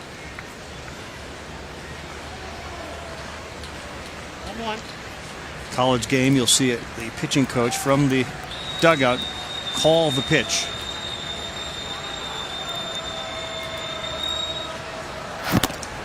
Fastball to first, strike 2. That's where the fastballs go to first. A nil? Oh, you messing with? Okay, let's leave that alone then. That's us, guys. Let's leave that alone. A microphone that bites over there at first. Don't touch. Busby out of Sarasota, Florida, having himself a tremendous postseason. And that was a hanging breaking ball that he sent to right field. And the first time he's been retired tonight.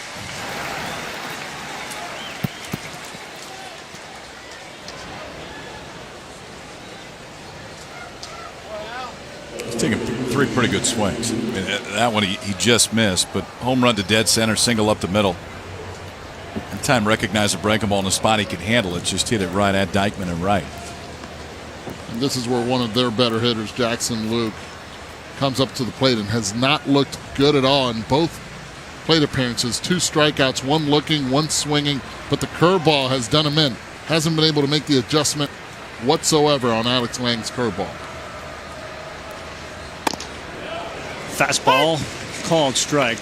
Luke, it's funny, you come into the game and all of a sudden you don't look comfortable, and yet he's coming off of a postseason that he's been great. He was the tournament MVP in the ACC tournament, and he hit .438 with a couple of bombs and 7 RBI.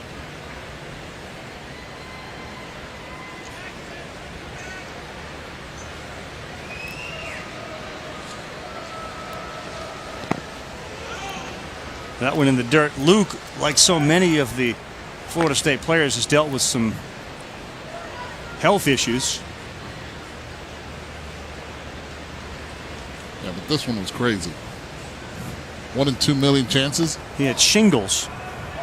That's not something that usually affects 19, 20-year-old kids. And according to Mike Martin, it was not a question of a mild case. But back now, healthy and hitting the ball hard. Look out. Sent that one into the stands, and it was screaming on its way in. Screaming. He was sitting curveball on that. My father would always say, don't sit on a pitch you can't hit. Still look fastball and try to adjust. And that is good advice. Can't hit the curveball. Have you seen the swing? Yeah. I mean, he's given up, 4 hits today. 1 has been on the curveball, and it's kind of an in-and-out swing right on left to left field that Henderson put on in the second inning. But other than that, the other 3 hits have all been on fastballs. I'd elevate a little bit more on the fastball.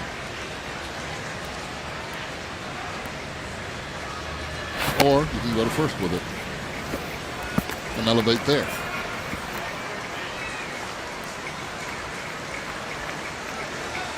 Walls 10 stolen bases this year. We've already seen Papirski at work behind home plate. Got, I think, 1-2 count. It's a pretty good chance you're going to get a breaking ball. You take a chance here? I do. There he goes. Back up the middle. Oh, and it gets underneath the glove of Kramer Robertson. And now first and third. Robertson almost ran right into that ball. And it was stung. I don't know if he saw it. Watch the action because he's moving. On the movement of Walls, when he goes to steal, Kramer Robertson's going to cover second base, but watch the reaction. So you're going to see him come in, and then just kind of freezes. It's almost like he didn't see it off the bat. Didn't get a good jump at all. He's going there. You're right. He stalled. Because he was moving that way already and then totally stopped when the ball came off the bat. And I don't know if he was screened by Lang. I mean, it would have been a tough play, just how hard that it was hit. But I don't think he saw it. And now Quincy Neaporte comes up with men on the corners and speed on the bases. And 78 runs batted in. And once again, Lang has to wriggle out of trouble. An interesting stat with Quincy Neaporte. Has hit into 1 double play all season long. And has also hit into 1 triple play all season long, and that was in the Super Regionals. Yeah. It was a 5-4-3 true triple play. You and Matvick.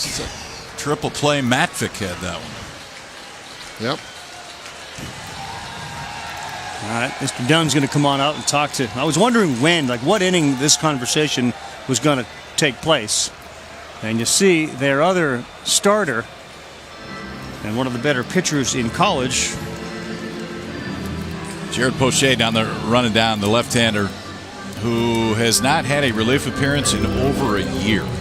And this was the plan for LSU coming in. Eric Walker, the freshman, threw a bullpen today at about 1 o'clock. If Walker felt fine, which he did, then Walker was going to be the Game 2 starter regardless of what happened today. Because of that, they wanted Poche in the bullpen. Get to the 7th or the 8th with the lead, you may see LSU do something different. But if they have to go to the bullpen before that, the plan going in tonight was to use Poche. When you talk to a lot of the Florida State people, they were wondering who was going to be the starter for Game 1. They thought maybe it would be Jared Poche, and the reason being is Florida State has 4 switch hitters, all of them better from the left side than the right side. That was a strategy that Sam Houston State used in Game 1, and it actually was very effective until the 7th inning where they brought in a right-hander and it was all over. So we'll keep our eye on Poche. He just now starting to stretch and loosen up. This is Lang's inning for sure, and he's got himself in a pickle. And now behind 2-0.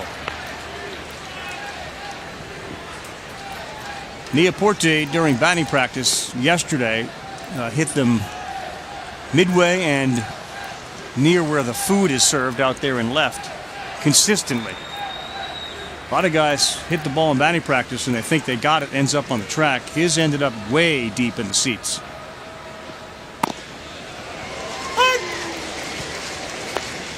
Two-one. Yeah.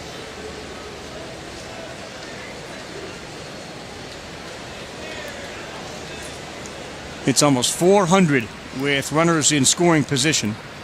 And he was the tournament MVP of the ACC, hit 438. Big fella. Runner goes, and he fouls it off. They went with a hit and run. Yep. With the big man, the cleanup hitter.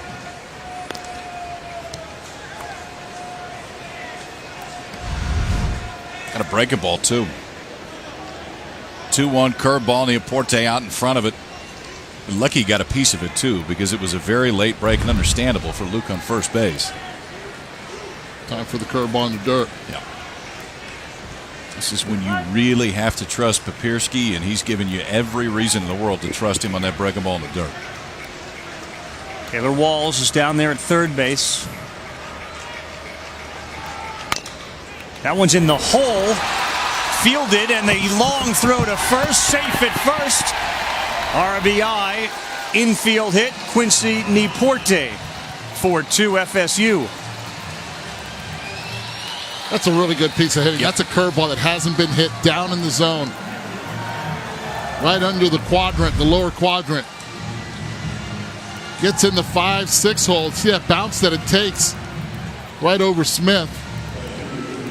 No chance at second. And watch Neoporte right here. He thinks this ball's through for a base hit. Starts rounding. Trying to get in the angle. He's like, whoa, wait a second. A little different route now. Straighten the route out. Here's your recipe for runs if you're Florida State. Let Taylor Walls lead off an inning. He's done it 3 times. Have him get on base. He's been on base 3 times. He's scored all 3 times. Yep. Cal Raleigh sends that to the seats. They've just been pecking away at Lang. He's caused much of it by himself with the walks tonight. Well, one thing I can tell you, this is the 3rd time around in the lineup, and that curveball now, it didn't fool any of those first 4 hitters in this lineup. He was getting swings and misses. He got a lot of them in the 3rd inning. The same situation against Raleigh. Went to the curveball, got the swing and miss.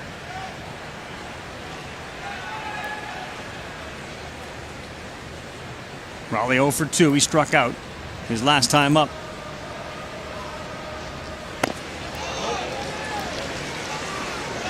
With a patient offense like Florida State, Alex Lang has had 3 leadoff walks tonight. 4 of the 5 innings, the leadoff man has reached, and he has not had a 1-2-3 inning. I mean, this is the type of offense that can give him fits, because if you're not swinging at the breaking ball down and out of, and really the biggest issue today for him has been the inability to throw the fastball for a strike consistently. But still, it's a tough offense and a tough matchup for Alex Lang. And how difficult was the decision then for Paul Maneri? You talked about the lefties and the switch hitters, and he's got Poche out there, who's an established, really good college pitcher who's come up with some big games for them. Did pitch here the last time they were here and didn't pitch well in the game that he opted to start him the first game. That was back in 15. But how difficult you think the decision was? I don't think it was very difficult at all. I mean, I think given this guy's history and what he's done, and Poche has great history, but Lang has swing and miss stuff, and he just hasn't been comfortable so far tonight.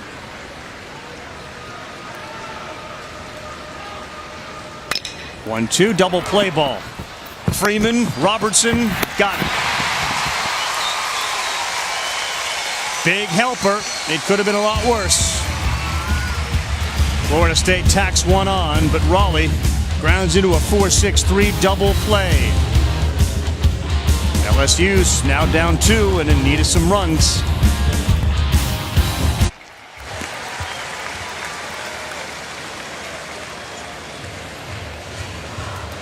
Back with FSU head coach Mike Martin. And coach, how have your hitters been able to keep Alex Lang uncomfortable throughout this game?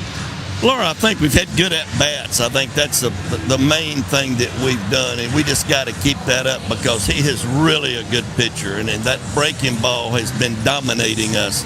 You just told me that Tyler Holton is a battler. Why is that a good way to describe him?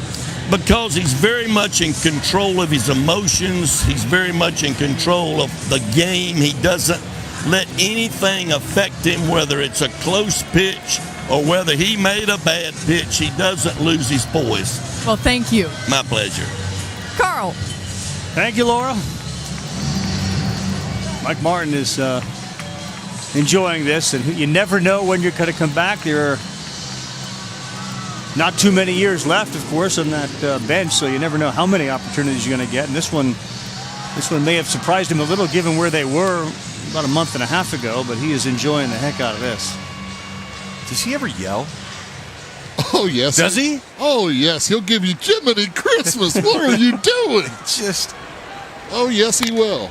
And that ball's Hammered deep to left, way back, and say goodbye. Michael Papierski gets into it for LSU, and just like that, a 1-run game.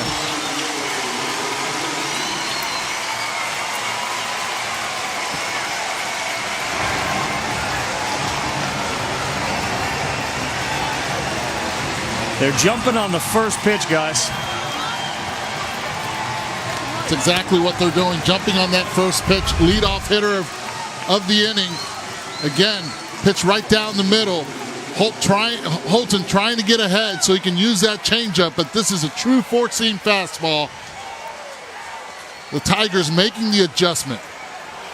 Papierski's 9th home run. And a good comeback by the Tigers after giving up that 4th run. Now a 1-run game.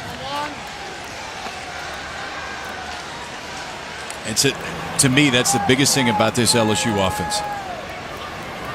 We know top 6 for essentially any team that's here is going to be very dangerous. Their bottom 3 can do damage. Papierski in the 8 slot, 9 home runs. Bo Jordan can jump and ambush a fastball himself. You cannot let up against this Tiger offense.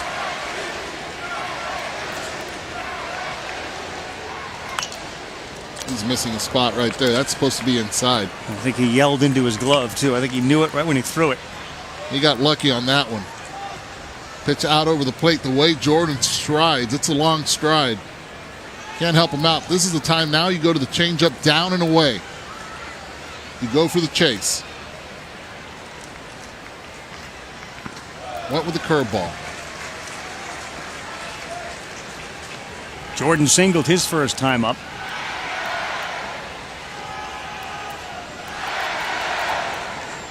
As a hitter, you're doing me a favor throwing that curveball. I take it. You go to the changeup. The change in speed here is not that much. You can make the adjustment. And to the bat, shallow center field. Flowers will get to everything, and he does there.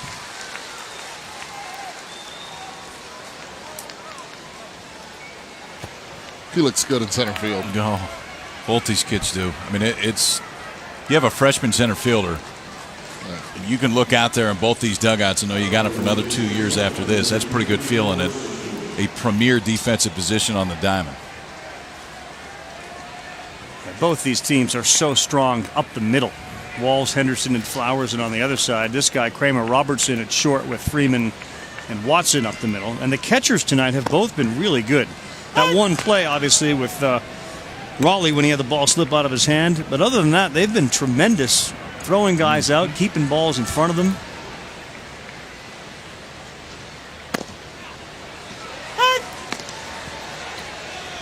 That's tough. He throws a curveball for a strike, first pitch. Now the changeup for a strike, second pitch. Go for the fastball up in the zone. You cheated. You cheated. That's what hitting's all about. You saw the sign. You cheated. What are you talking about? No, don't give me that. Oh, you go change up down and away now. No.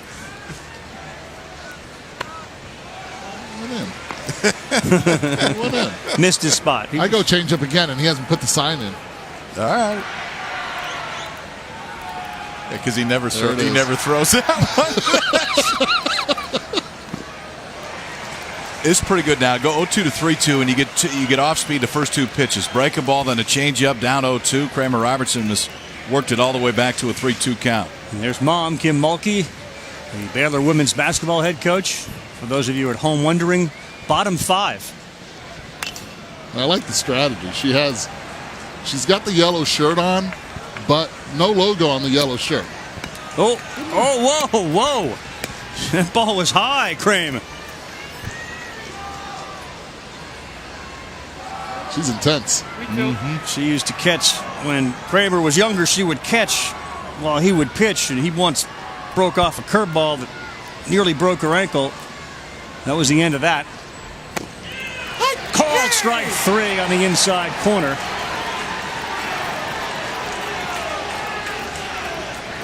No reaction. That's a pretty good pitch. Really good. That's a very good pitch. I mean, Kramer Robertson in that at bat saw just about everything. First pitch breaking ball, change up to get to 0-2, works it back to 3-2, and that one you just tip your hat. I mean, that's glove side fastball that just stayed right on the inside black. That was well done.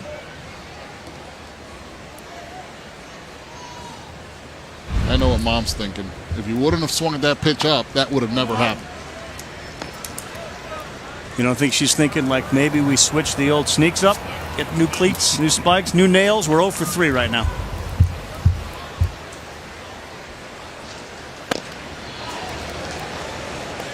Holton doing just enough so far to keep that team ahead 4-3. The offense has put up 2 in the first, 1 in the third, 1 in the fifth. That's the same pitch on the inside corner for a strike. 1-2. Established pitchers, Kyle, can throw glove side fastball. Yep. And keep it there. Keep it there if they want to, which Holton's shown the ability to do. You know, you look at the guys on the mound today, and Lang's strikeout numbers are good, but it seems like he's just battled himself every inning. It seems like Holton's been a lot more comfortable out there. It's a one-run game. Doesn't feel like it. You would think that it feels like Florida State has a larger lead than they do right now, but Alex Lang has really battled.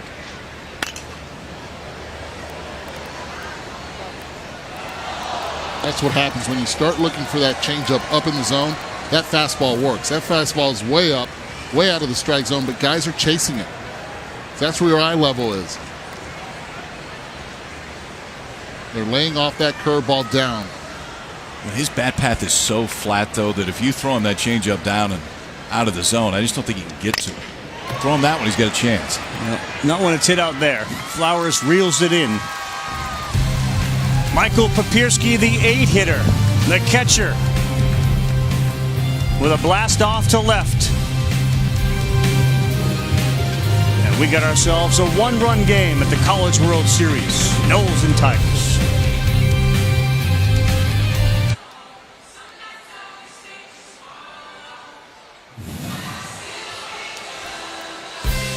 The NCAA College World Series presented by Capital One. It's turned out to be a phenomenal night here in Omaha, the nation's midsection, as we are at the College World Series. Oregon State with a come-from-behind win earlier today. They beat Cal State Fullerton. They trailed 3-0 in the first. They were down 5-1 rally for a 6-5 victory. Tomorrow, get a chance to see the Louisville Cardinal, a deep and talented team, and a pick by many to do really well here, perhaps bring a championship to Louisville. Florida and TCU will be the nightcap 7 Eastern time on ESPN2 as you celebrate Father's Day here at the College World Series. Top 6, first pitch swinging, line drive to right. It gets down. And for Florida State, another leadoff hitter is on. Trying to use the same formula that LSU used. First pitch, going after it, Drew Mendoza. Showing his skills. 5th time in 6 innings, guys. The leadoff hitter gets on. Kyle, as a pitcher, that puts a heck of a lot of pressure on you, doesn't it? Yeah, you don't like to spend the majority of the ball game out of the stretch, and that's just kind of the way that Alex Lang has been today. But he's kept him in it. I mean, the days where you don't have your best stuff against an offense that has an approach that is one of the most difficult against him, he still kept it close to this point. Anderson's reached base twice, squared to bunt, pulled back on the ball.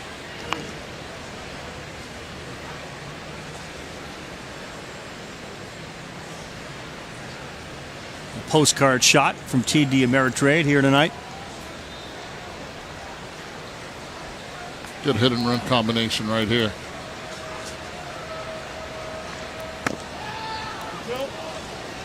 And Lang laboring again behind 2-0.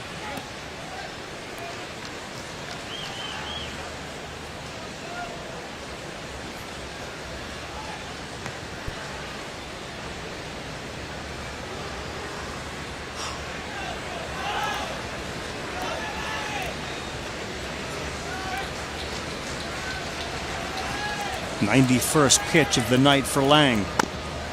2-1. Gotta think that the rope was pretty short right now. Poche is ready out in that LSU bullpen, and you can't take too many more chances. Yeah, but Poche, I don't see him coming in the game until Taylor Walls comes to the plate, if he comes to the plate. Right after this.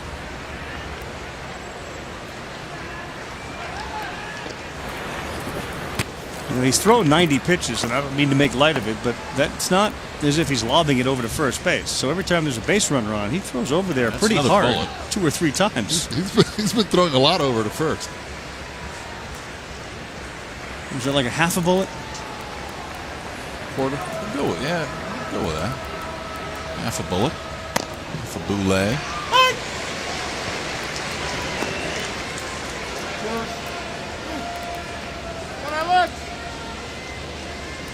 Lang and Poche are very, very close friends. A tremendous amount of mutual respect. Roommates on the road, so as Poche's out there, you wonder what the emotions are. He really would like to see Lang last a little bit longer, find that curveball. Time out! Have him come in with a game either tied or a lead, perhaps. The only place out there for Poche. We got 10 throws over to first base, so 10 half boulets, as you call them, or 5 full. Good math.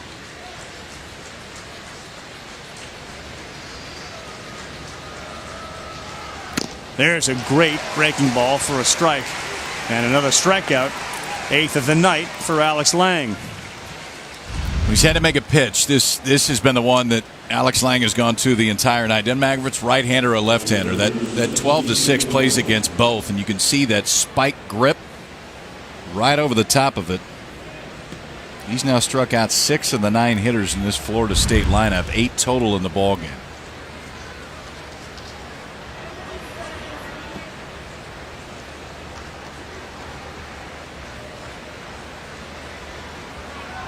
Had one inning in which he faced the minimum. That was the 4th. He had the walk, then the strikeout, the ground out and a caught stealing. But other than that, he's dealt with 4 or 5 hitters every inning. The LSU crowd not favoring the strike zone, thought that was a strike, and they realized the longer Lang goes, the better off they likely are.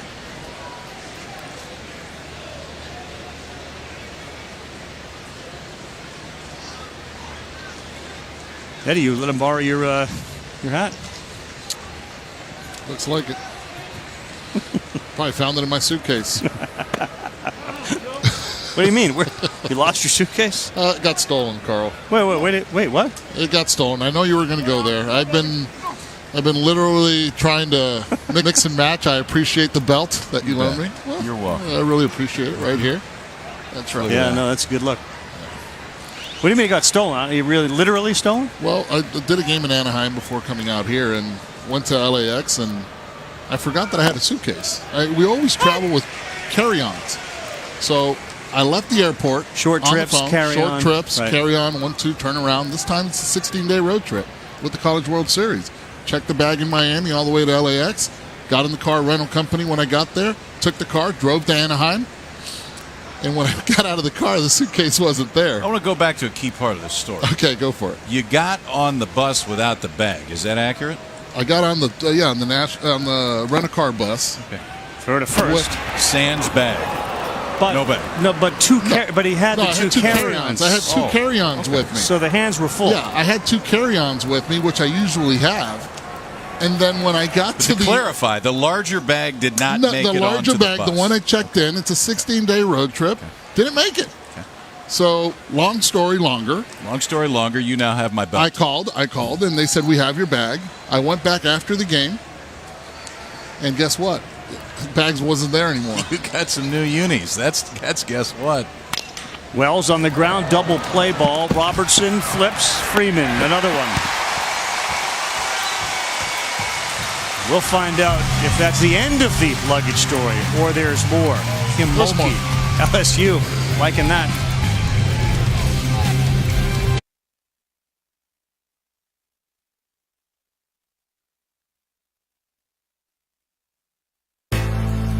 Look at those faces, the ones of the people who pose around it, and the bronze faces they're posing with.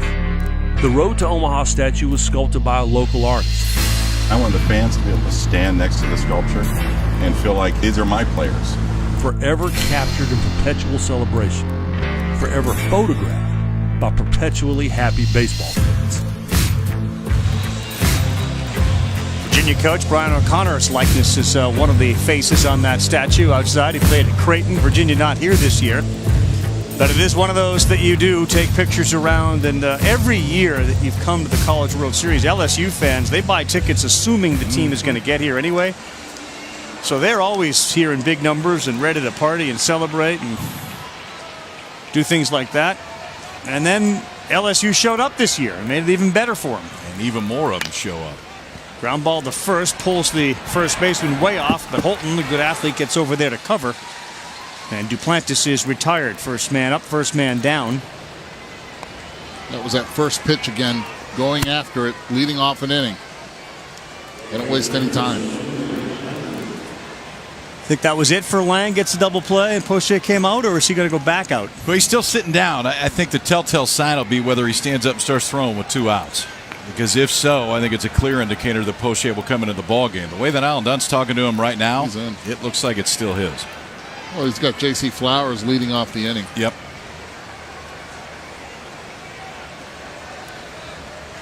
Home run threat, Greg Dykman at the plate. First pitch change up, misses.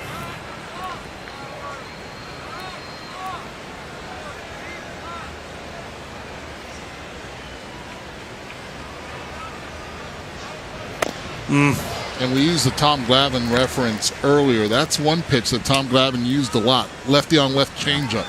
Used to be frowned upon. You get it in enough, there's a hole in there to be found. I think the other thing is guys aren't used to seeing it.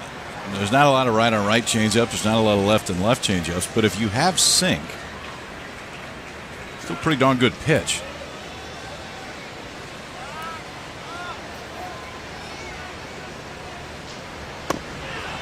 Called strike 3 in the second round pick this year.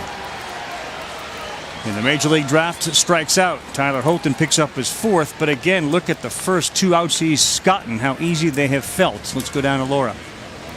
This start meant a lot to Tyler Holton, Carl, and it's been interesting for him because they're staying close to the ballpark. So he said he's been watching TD Ameritrade from his room. He's been able to see it the last couple nights. The lights have been on, and he stayed up until the lights have gone off. And he said just coming here gives him chills.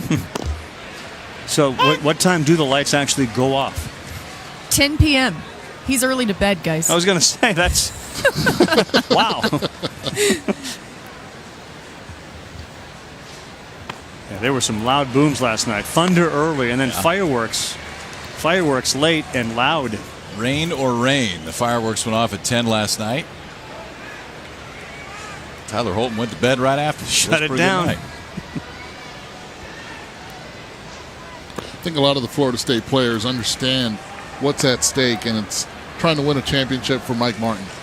And that pressure that they have to do it for all the other teams that came through since 1980 for Mike Martin, the 16th time he's been here in Omaha, not being able to win it. It hurts. I'm telling you, I came here twice. It's a tough one. Excellent inning for Tyler Holton. He picks up 2 more strikeouts. He's got 5. 9-1-2 as we head to the 7th at the College World Series.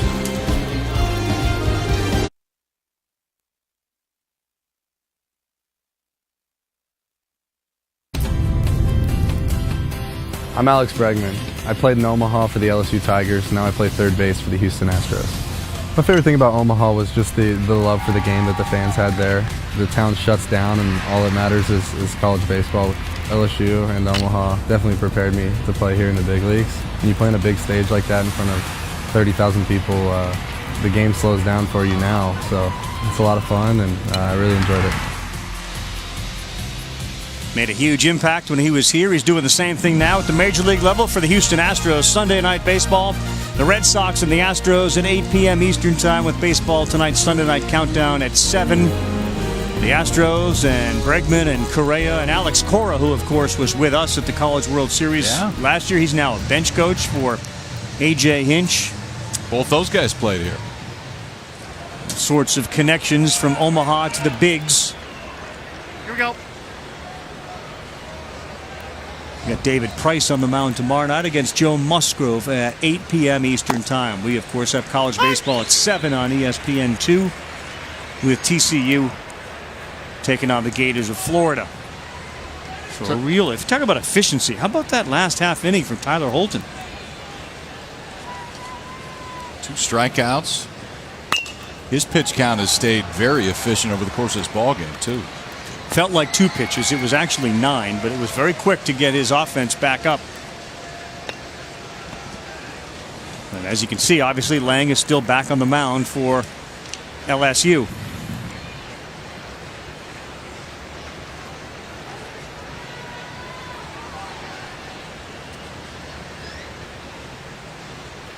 Look out, almost hit him. 0-2. Did it get him? It did. Piersky was hoping he wouldn't call that a hit by pitch. As Mark Ewell said, yeah, I got him, and we'll get a good look at it. Yep, got a little piece of jersey on the way by. There's been some missed spots tonight for Alex Lang. That one might bother him more than any, because you get the 9-hole hitter and an 0-2 count. You end up hitting him, putting him on, and that will end the night for Alex Lang. Paul Maneri on his way out, pointed to the bullpen, and Jared Poche will make his way in. Pretty good battle tonight when you didn't have your best stuff. Yes, it was. Strikes out 8. Gives way to his buddy and hopes that Poche can limit any potential damage. Keep it a 1-run game. We'll be back after this.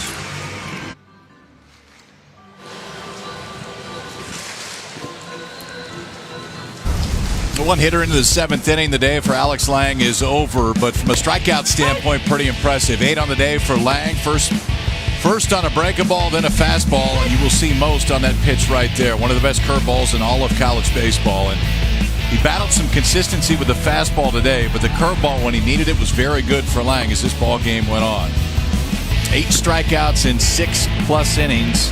Gave up 7 hits, but over the course of the ball game, 6 of 7 leadoff hitters reach first base, and ultimately that 6th is a difference, and it brings Alex Lang out of the ball game. He is responsible for the 9-hole hitter, J.C. Flowers, standing on first base. Now Jared Poche on in relief for the first time this year. The senior who said no to the draft came back for this moment. Now comes on in maybe a little bit different role than he thought he would. Close to 100 innings on the year. And Poche, who has a no-hitter to his name this year, makes his first relief appearance in over a year for the Tigers to try to keep it a 1-run ball game. 71st career appearance and his 3rd in relief. You saw that he was selected by the A's in the 9th round of this year's draft. And a tough spot for him in the top of the 7th inning. He's dealing with a leadoff hitter in Taylor Walls, who's been outstanding. He just reaches base. He's set a record for Florida State. Reached base in 14 consecutive plate appearances. Good speed over there at first. And the first pitch from Poche, 88 miles an hour in there for a strike. Last time they got him out was against the left-handed pitcher in the first game of the Super Regionals, a fly ball to left field. After that, he's been perfect.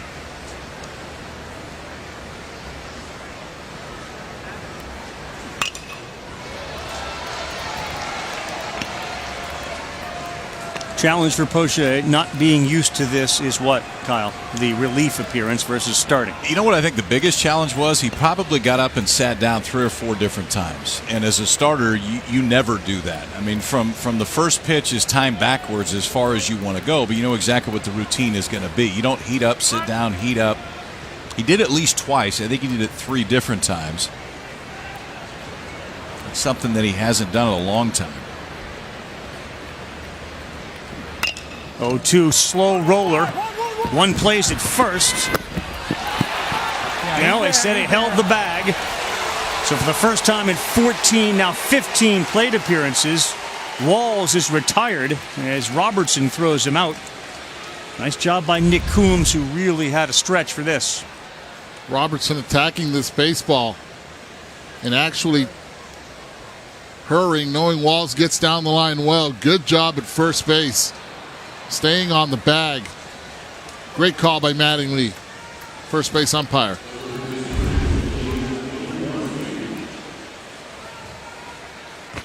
Mike Martin, 11, really doesn't have an argument here. Not reviewable play.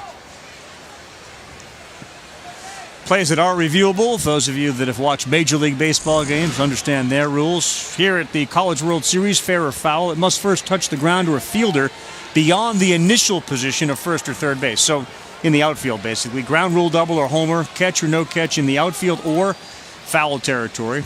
A call of no catch can be changed to catch in the infield if it results in the third out with runners on base or no one's on base. Spectator interference. Scoring plays at home plate, which do include collisions, illegal and or malicious slides, or time plays. So those are the real 6 times that replay can be used at the College World Series. I love the idea right now, Busby. They're playing the shift on Dylan Busby with the left-handed pitcher on the mound.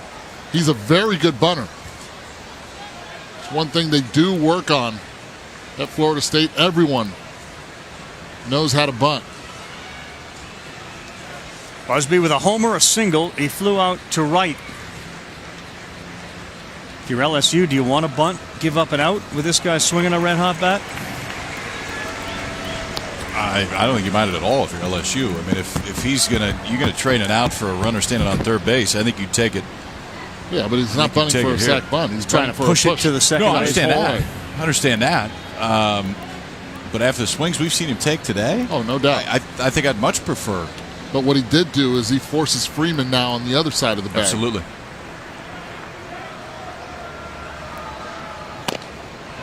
High and outside, 2-1 for Jared Poche, who just comes on in relief for Alex Lang.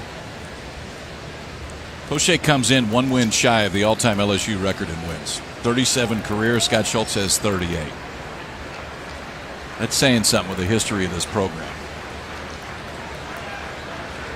Of course, Big Ben McDonald works with us. You hear him during the day. He, along with Chris Burke, Tom Hart, right back to work, Mike Rooney. Here we go. Good to see the boys here. Good to see him here. Good to hear him here, too. Yeah. A terrific job this afternoon. Pitch to Busby, 2-1. Fair ball. Check to third. Throw to first. Good speed to third. Good throw. Out at third. What a throw to nail the speedy J.C. Flowers. Another double play for LSU. Wow.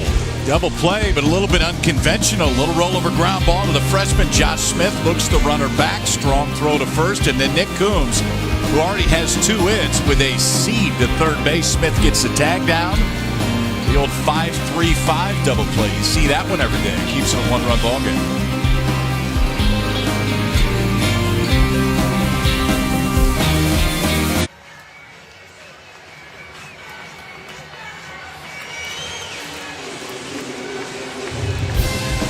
Phenomenal night here, and the College World Series underway. Oregon State a winner earlier. Florida State and LSU in a great battle tonight. 4-3 right now in favor of Florida State. 3rd consecutive inning that LSU has recorded a double play to end an inning. And the guy that was involved with that one, and with 2 of the team's 5 hits, is Nick Coombs, 2 for 2 with a couple of singles.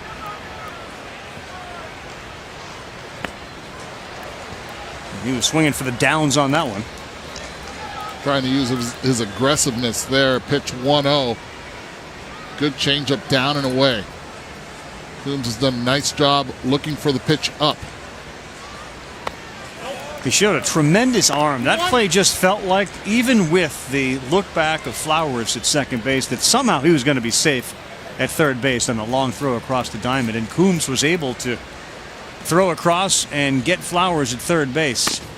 Well, what you have is the luxury of having so many shortstops that signed to LSU, and now they're playing different positions. Shortstop at third, obviously at short, second, first base, and also 2 in the outfield. 3-1. Ball 4. Coombs has reached 3 times. So he's been a superstar at the plate and just was on that double play as we take a look at the Allstate Good Hands play. So it starts at third base, and watch Coombs get it and fire back, and somehow Flowers tagged out. And the key to the play was Smith checking Flowers back. As soon as that happened, when he released, Flowers did not get a good jump. And then the pick right there, bang, bang play, and a very good call by Troy Fullwood, the umpire third. Pinch runner Jake Slaughter has gone on, the freshman with good speed. He replaces Nick Coombs. It's out. Yep, you're good. Well, for Palmineri, you don't have to make two moves here either. Slaughter played first base a lot of the year for LSU, so he can go into the same position as Coombs, gives you more speed standing on first base. Mike Martin's going to make a trip to the mound as well, as the wheels are starting to turn here on both sides. 92 pitches, and you wonder if Tyler Holton. There hasn't been a ton of activity in that bullpen, although Chase Haney is up now. Chase Haney, sinker baller, throws submarine style. If you need that ground ball, he's your guy. Now with Speed at first and Smith up in the 7th hole. Perhaps this is a discussion on how we play a bunt. When you go left on left here with Smith, Smith has pretty good space, and then Papirski, who hit the home run earlier in this ball game to make it a one-run game.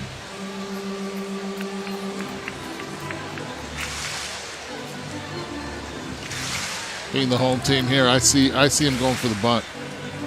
Even though it's a team that does not bunt much. They're in the 7th inning. Left on left already. He's already got him out twice. Once on a double play and the other one on a fly ball to center field. Slaughter has only stolen a couple of bases in 4 attempts at first base.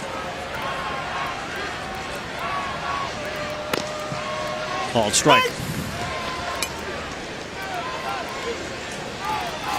If they can tie it or somehow get the lead, you really got to give a tip of the cap to Alex Lang for what he was able to do tonight to keep this game as close as he did.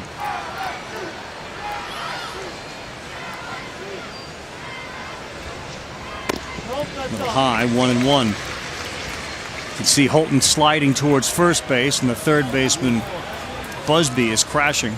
So they'll have both sides covered. A slash here? I wouldn't. I'd straight up bunt. Because you're trying to bunt this ball anyways towards first base. Why would you want to slash if that third baseman's crashing? Foul, Stayed in the He's box. standing in the box. It's a foul ball. Usually you see a slash if there's a runner at first and second. Rarely do you see it with a runner and at if there's first. more move on the infield. And if it's on a ground ball left to the left side, if he gets it past Busby, it's going to get through just because of the movement. He was trying to get. Yeah, that fundamental is just bad right there. He stabbed at that baseball. Well, catch it. And if you're trying to bunt the ball to first base, which you are in this spot, the easiest pitch he had in the at-bat was the first. Yes. You had a fastball on the inside half of the plate, which is so easy just to set that bat angle early and push it over to that first base side.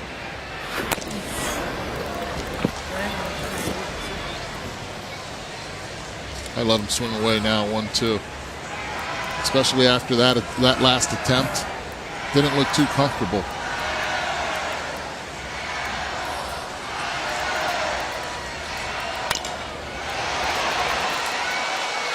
Playable in left.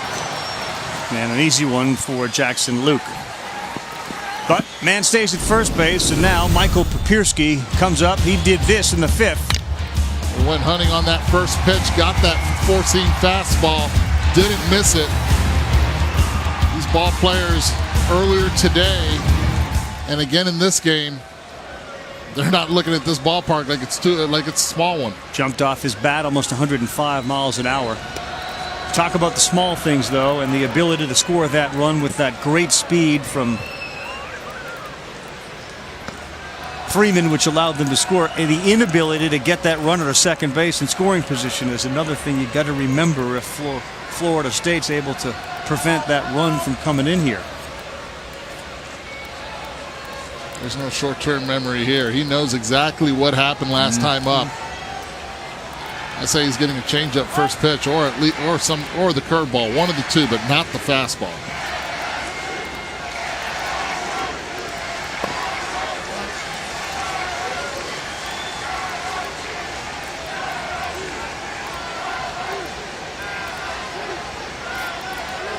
Now the changeup. You already proved you can hit that fastball, well located. Time for look for a fast changeup up. Got one, lined one into center field. That's going to get down in front of Flowers. And Slaughter holds at second base. That right there is a great piece of hitting.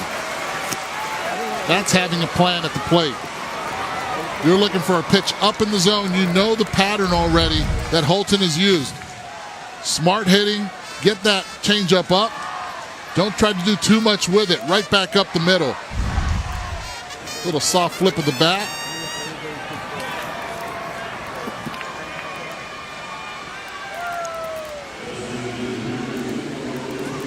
I would think there is a discussion right now in that Florida State dugout. About whether to bring Haney in? Yeah, I mean, you've got a submarine guy that's going to roll you a lot of ground balls. You got a guy at the plate in Bo Jordan who doesn't run great. So you got maybe a better chance at 2 outs with 1 pitch. And now the third time around that Jordan has seen Tyler Holton.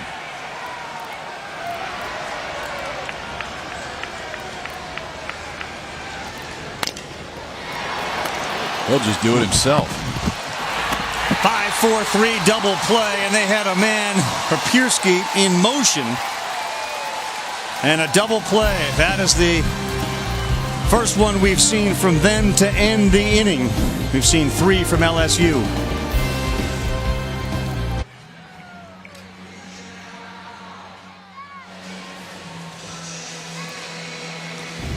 NCAA College World Series presented by Capital One.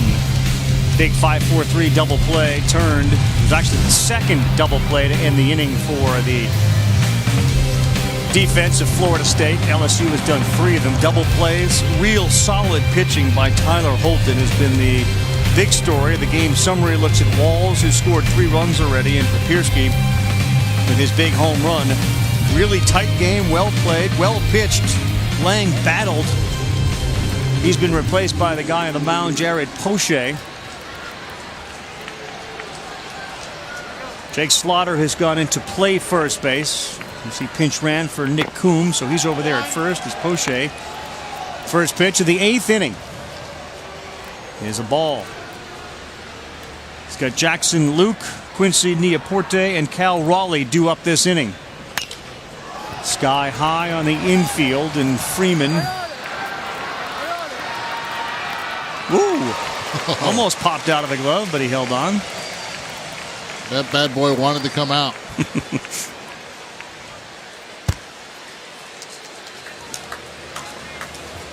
So, guys, if you need some change, Quincy Neaporte may be your guy, but he may not give you the 2 pennies he has in his pocket right now because they are lucky. He found them right before the Louisville series, which they say was the turning point of this season. And when he found them, he put them in his pockets, and he's felt really good about it ever since. But the funny thing was he found one in the locker room and then one in the dugout. When he found the one in the dugout, he thought maybe he had a hole in his pocket. Turns out it's just another penny.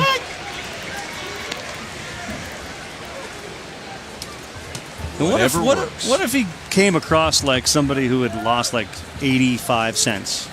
Do you put all that in your pocket? It gets a little loud. Can't sneak up on anyone. No. Nice thing is he doesn't have a stolen base attempt all year. So we don't have to worry about whether it's going to slow him down. They're going to hear him trying to steal second base before they see him. He got some jangle in the pocket, round in the bags.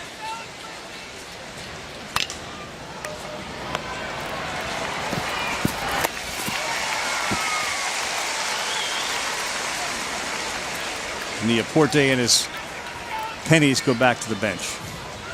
Poche's been great. He's come in and he's done a nice job throwing strikes, inducing the ground ball, getting the pop-up, trying to get his defense back in that dugout and try to tie this ball game. You know, we were talking about Tyler Holton's heartbeat to where it feels like it's been consistent the whole game. When you put Poche in, you know this is the heartbeat you want right now for LSU. He's pitched in giant games for the last 4 years. He's pitched in this environment. And even though it's a different role than he's had over the course of, well, essentially the last 3 years, still a guy that they really trust. And given the way the format is, you know, both of these teams off tomorrow, so Poche, you have such a different availability for your pitchers. You think about this tournament vastly different than you do the balance of the year. Because usually you're playing a 3-game set on the weekend. Poche is going to pitch game 2. That's basically the way it's been the entire season. Instead, now with a day off and then another day off after that, you can think about using guys in different roles and making sure that your best arms are getting in more games. That's a line drive, and that's going to get down. Cal Raleigh picks up his first hit of the night. Catchers have been solid tonight in this game, without question, both Raleigh and Papierski.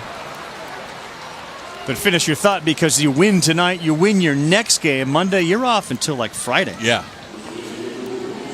That, to me, is the one of the few advantages in this layout is playing day one. Yep.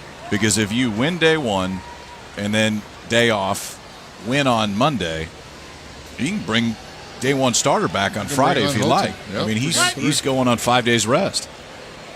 Tyler Holton, if they happen to go 2-0, they'll be staring at a lot of lights at TD Ameritrade after 10 o'clock at night, because they're not going to be going out at 10 often. You better change rooms. Full slate tomorrow. A&M and the Cardinal, TCU and the Gators. What? National Player of the Year on the mound for Louisville tomorrow. Brendan McKay, named Dick Hauser Award winner, presented with the trophy today. Finalist for the Golden Spikes. Up the middle, easy play for Robertson. It's a pretty good week when you can do that. Yep. Poche solid. Tigers, big chance, maybe coming up with 1, 2, and 3.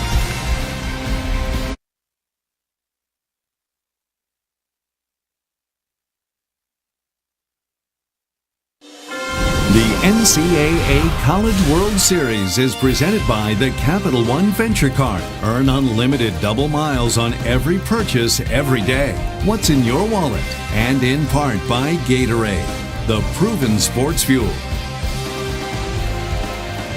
Well, home runs or lack thereof have been a big story, of course, at TD Ameritrade. Last year, number dipped back down a little bit, but I'm sure the park and the people that designed it and built it don't mind seeing this. 3 home runs on opening day, which is the first time at TD Ameritrade since 2011. And again, I think the discussion, and it's not really a relevant discussion because you've had 3 homers on opening day, that the park doesn't work and you can't hit home runs. But the idea is you want your team to have a chance and your home run hitters to have a chance. That is definitely here. And I thought we saw more of last year, too. I mean, I think since the seam came down on the baseball, the game has gotten back to a healthier place, and this ballpark has played different. To me, it played very fair last year. It's obviously played fair tonight. If you get it, it's got a chance to go wherever you hit it in the ballpark.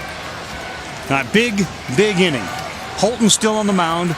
Looking at his 100th pitch. Top of the order up for LSU. And the first pitch, check swing. And Kramer Robertson has been confused at the plate tonight. He is 0 for 3. Well, they pitched them backwards. They pitched them fastballs early.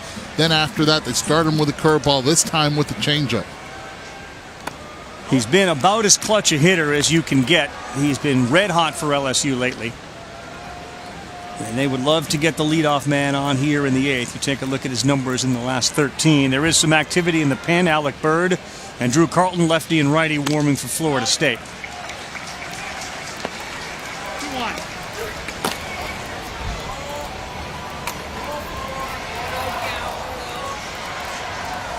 Robertson was banged up back in 2015 when LSU came here. He didn't make the trip.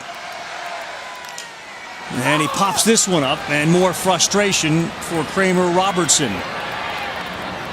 Caught it short in an 0 for 4 night in the opener at the World Series.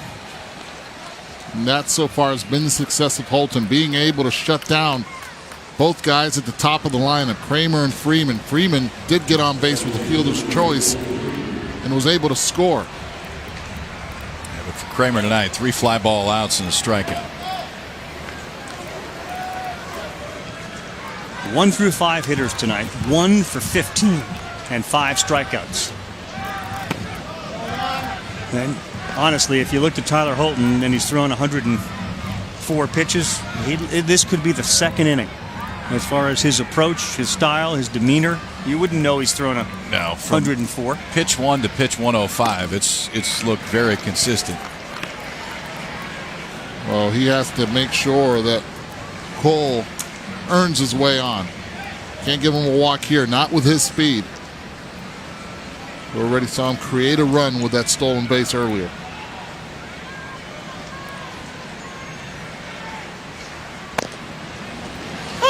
2-1.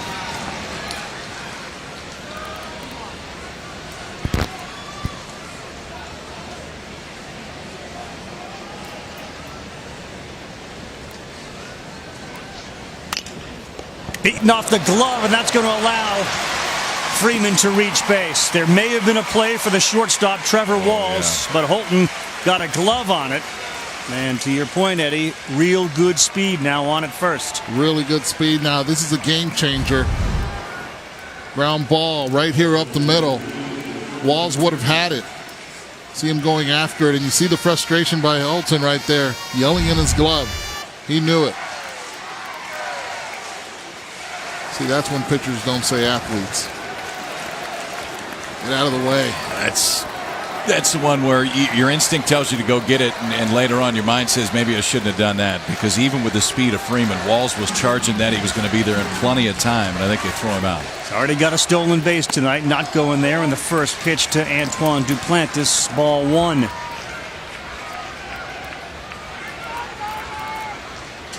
You'd love to get him in scoring position. You don't want to have a second out. The thing is, you've got a big hole in the ground right there between first and second. Do you want to send him here? I say you give him another pitch until you have one strike. You stay there at first. You have good speed at the plate. Hard to double up.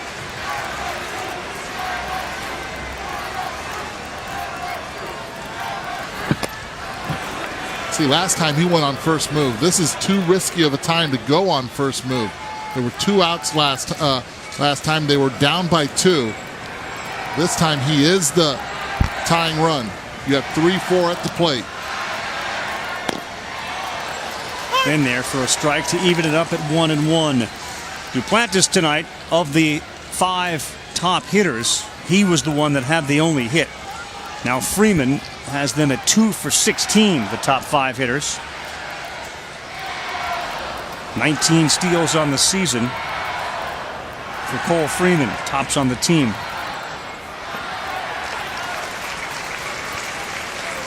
We'll have to see if that ball off the glove of Holton was the break that LSU needed. I send him here. 2-1 count. Gonna get something good to hit. And he fouls it off. Last 3 innings, Eddie and Kyle. Florida State has been able to turn double plays.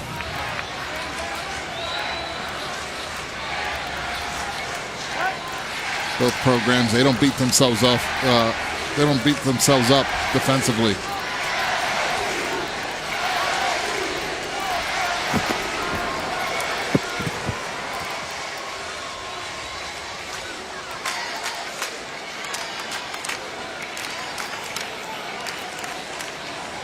Holton's been pretty quick to the plate now. He's right in that 1-2-5, 1-3 range.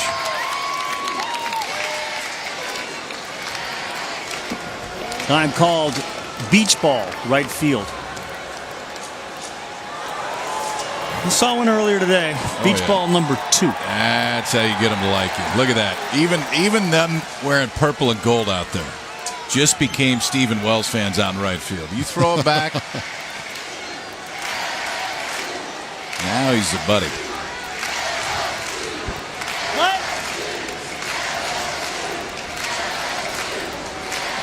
5'11" sophomore from Louisiana. Hits it hard and through into right field. Wells puts the brakes on at second. It gets by the right fielder. Runners in scoring position. Wells breaks for home. Here's your throw. Dropped it home and we're tied. Down to third base goes Duplantis.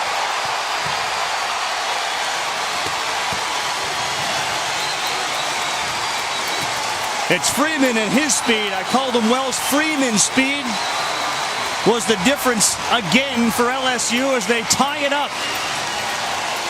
Misplays in right field and by the catcher for Florida State allowed Cole Freeman to score all the way from first. This is huge. There could be 3 errors on this. That's one right there. The second one on the throw, it getting away. The runner going home, and then the throw. Right here, you catch at home plate. You have to be able to make that play. There'll be 2 errors instead of 3. Yeah. But either which way, Wow. Florida State giving away runs. Guys, think of the way that LSU has scored runs today. Yeah, it's unbelievable. A strikeout and a guy scores from first base on a ball that gets away. And what now should be runners on first and second with 1 out and still the double play gets you out of it. Instead, LSU has tied it. Cole Freeman's speed has been the significant difference tonight. And Mike Martin's going to make a change when you really got a feel for Tyler Holton coming off the mound.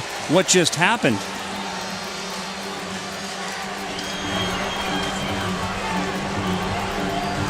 A single and 2 errors.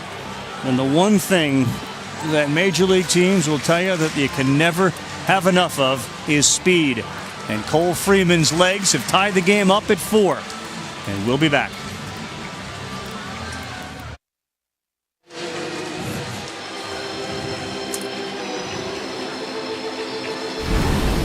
Well, LSU was tied it at 4 in the first run of the ball game. Little unconventional. 2-out walk to Antoine Duplantis. Breaking ball in the dirt would have ended the inning. Greg Dykman strikes out. Duplantis scores from first. LSU made it a 2-1 ball game at that point, and then in the 8th. The 1-run ball game right here. Single to right is clean. But then Stephen Wells charges.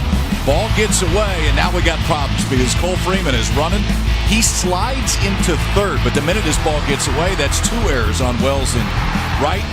Raleigh can't hold on to the ball. Freeman slides and scores. The legs of that man right there have changed this ball game a few different times, and LSU has come back to tie it on what looked to be a spot where they'd have first and second, 1 out. Tyler Holton threw the ball a little bit better than the numbers are going to show tonight because that one you just don't expect to give up a run. 7 1/3, 2 walks, 5 strikeouts, did give up the 8 hits, and he is responsible for what would be the go-ahead run standing on third base right now. All right, so he's been replaced by Alec Bird. And Bird has been real solid. Lefty with the runner on third base now. Florida State has to play the infield in here. The LSU crowd's chanting. That one is high for a ball. A lot of pressure on Wally also to be able to block anything in the dirt. Bird's a 176 batting average allowed against lefties since May 1st. So lefties 3 for 17 off him. Oof, and Dykman took a big rip at that.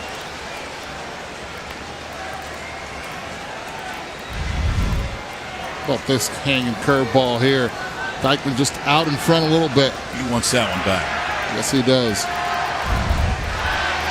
4-4, bottom of the 8th. Opening game for both FSU and LSU. On the inside corner, 1-2.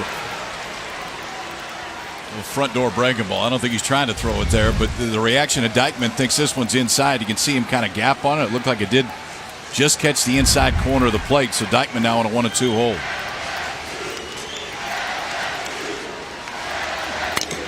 Waits on one, it's through into right field, and Dykman gives LSU the lead. Antoine Duplantis scores the 5th run, and the Tigers have come all the way back.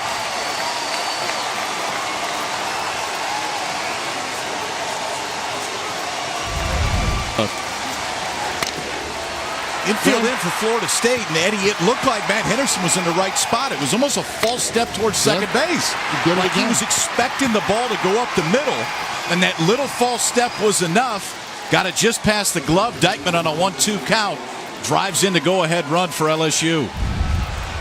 Only the 4th hit, last 18 for a lefty off of Bird. And then it looks like Mike Martin's going to come out and make a move. You look at this game and you think about what Holton had done, but more importantly, what Poche has done from the bullpen, giving his offense an opportunity to come back. You go back to Lang battling the whole ball game, pitches into the 7th, gives him a chance. Poche comes in and slams the door, and Florida State, for the first time today, trails LSU. Another pitching change for the Seminoles here, 1 out in the 8th.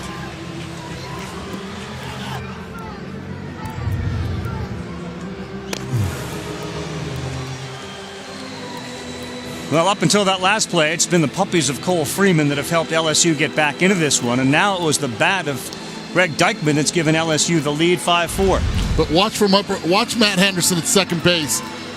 One contact is made. He takes a break to his right, sees it and goes to his right, and then gets a bad jump right there. He would have been in position, perfect position to make a play and still have an opportunity to get the runner out at home. Instead, Florida State now down 1, and LSU continuing the battle. They did it throughout the Super Regional, and now here in the College World Series, not giving up. All right, so Drew Carlton, you're now on, and the junior out of Lakeland, Florida, try to make sure that Zach Watson and the rest of the LSU Tigers don't do any more damage. 2 runs in the bottom of the 8th inning here. Remember, it all started when Freeman sent one back and it went off the glove of the pitcher, Tyler Holton. Otherwise, Freeman's likely out. Okay, so think of what happens after that. Okay, so Freeman's probably out. There's 2 outs, nobody on, and the ball that Duplantis hit, and I know you can't go back and say everything would have happened, but the ball that Duplantis hits, if you're playing normal depth at second base, it's an out. Yep. Zach Watson, serenaded by LSU chants from the crowd here. Ground ball third. Gets it before the short hop to second for 1, and a really good play by Brian Busby to cut down the lead runner.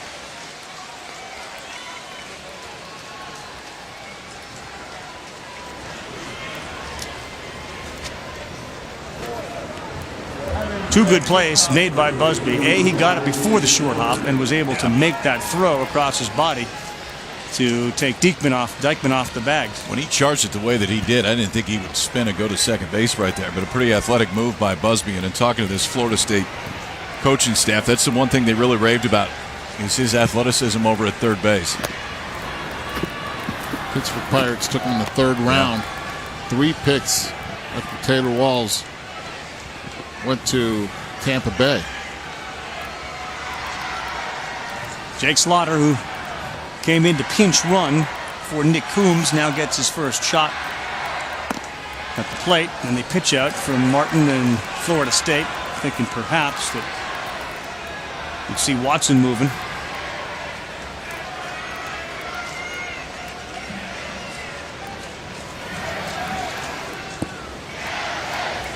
Cole Freeman, you just saw him. His speed has been a huge story tonight.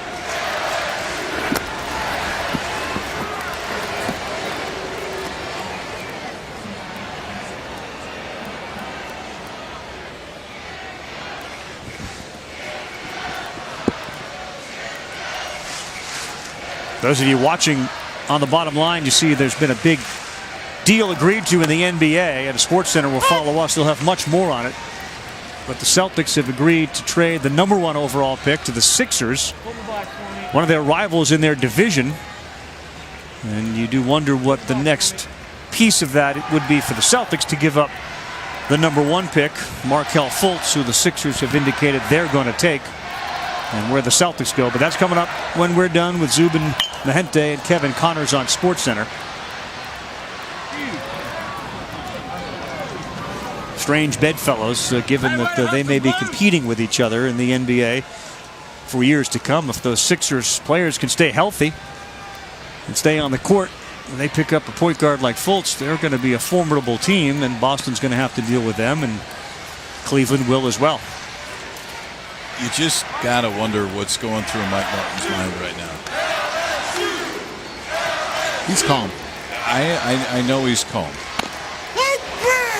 Strike 3 there, but I understand where Kyle's going. He got a great start from his starting pitcher. They banged Lang around, and then the miscues. 3 errors for Florida State. The emotion and the highs and the lows. Right now, the positive vibes are in that Tigers dugout as they try to win their first game at this College World Series. Fix it up. Right.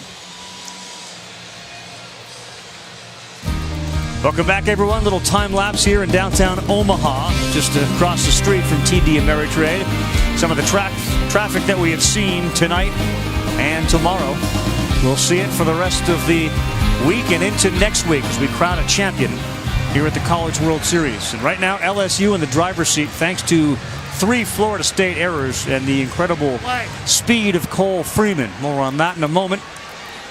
And Jared Poche, who's been a star. They've had a lot of them, but Florida State not done yet in the top of the 9th. Little leadoff single.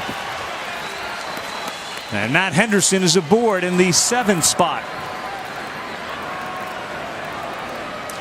Just seems like every leadoff hitter goes after that first pitch, and it's been a hit almost every single time.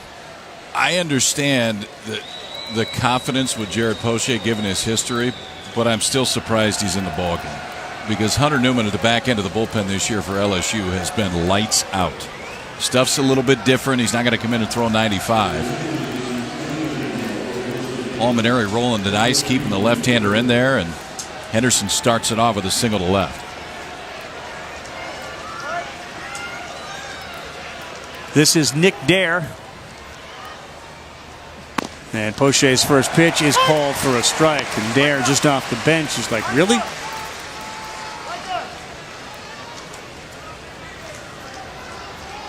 Mike Martin going with the freshman here. Getting some experience here in the College World Series in a big spot. Good job by Piersky behind home plate. Keeps that runner at first from going to second, Laura. Eduardo talking about the calm of Mike Martin. He was just trying to transfer it onto his team, telling them, guys, calm down, take some deep breaths. We're fine. He said, we can come back in this one. Reminded him they're only down 1 run. And he said, this is about us and what we can do here. Kyle Kavanaugh is the pinch hitter on deck for Florida State. Good pitch from Poche to get ahead 1-2. Kavanaugh showing power also on deck. In the Super Regional, had a pinch hit home run. First one of the year. How big would it be the second one? If we would hit the second one here in Omaha. I can answer that. It'd be really big. Big. I would tell you this. If Kavanaugh comes up, I don't think he's going to be facing Poche. I would bet that's when you go to the bullpen and go right on right. What?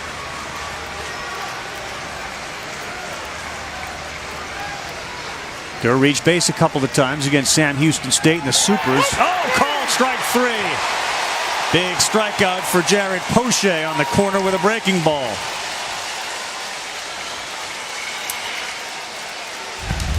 Poche gives up the leadoff single, then comes back right here and against the pinch hitter. Got a borderline strike call to start it, but this one is a big-time breaking ball on the outside part of the plate. Little backdoor breaker that Papirski goes out and frames up in a big first out of the inning right there for Jared Poche. Paul Maneri looks on. No movement yet. And Hunter Newman is ready.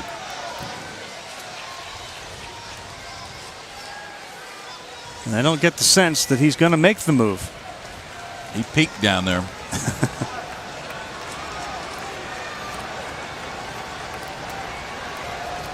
Kyle Kavanaugh. First pitch, strike 1. He's got that curveball working. Once you throw it as a lefty for a strike, then you'll induce the chase. Now you can go out of the zone with the fastball in or the curveball down in the dirt. Matt Henderson at first. Kavanaugh 1 homer this season. And Poche ahead 0-2.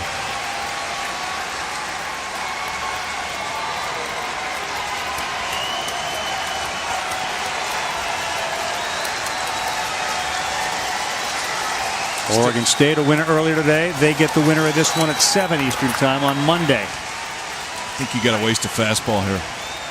Fastball up eye level. You come back with that breaking ball after that if you want.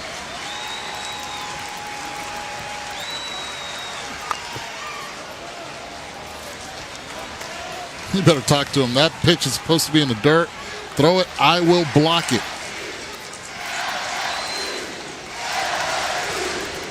Now I think you have to go with that fastball up.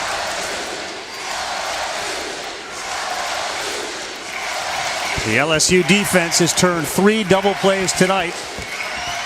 1 more and they'll end the game.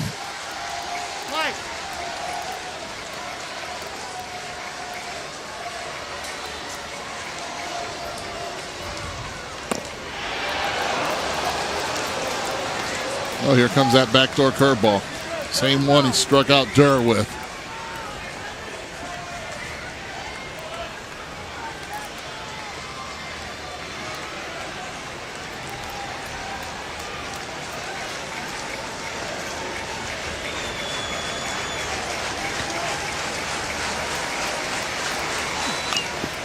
Stays alive. And a good pitch from Poche. He's got just a piece of 3 in a row. The fact he's already hit a ball out today. The breaking ball's coming back in towards the barrel. He's now seen it 3 times. What? Big out to get with Walls on deck, too.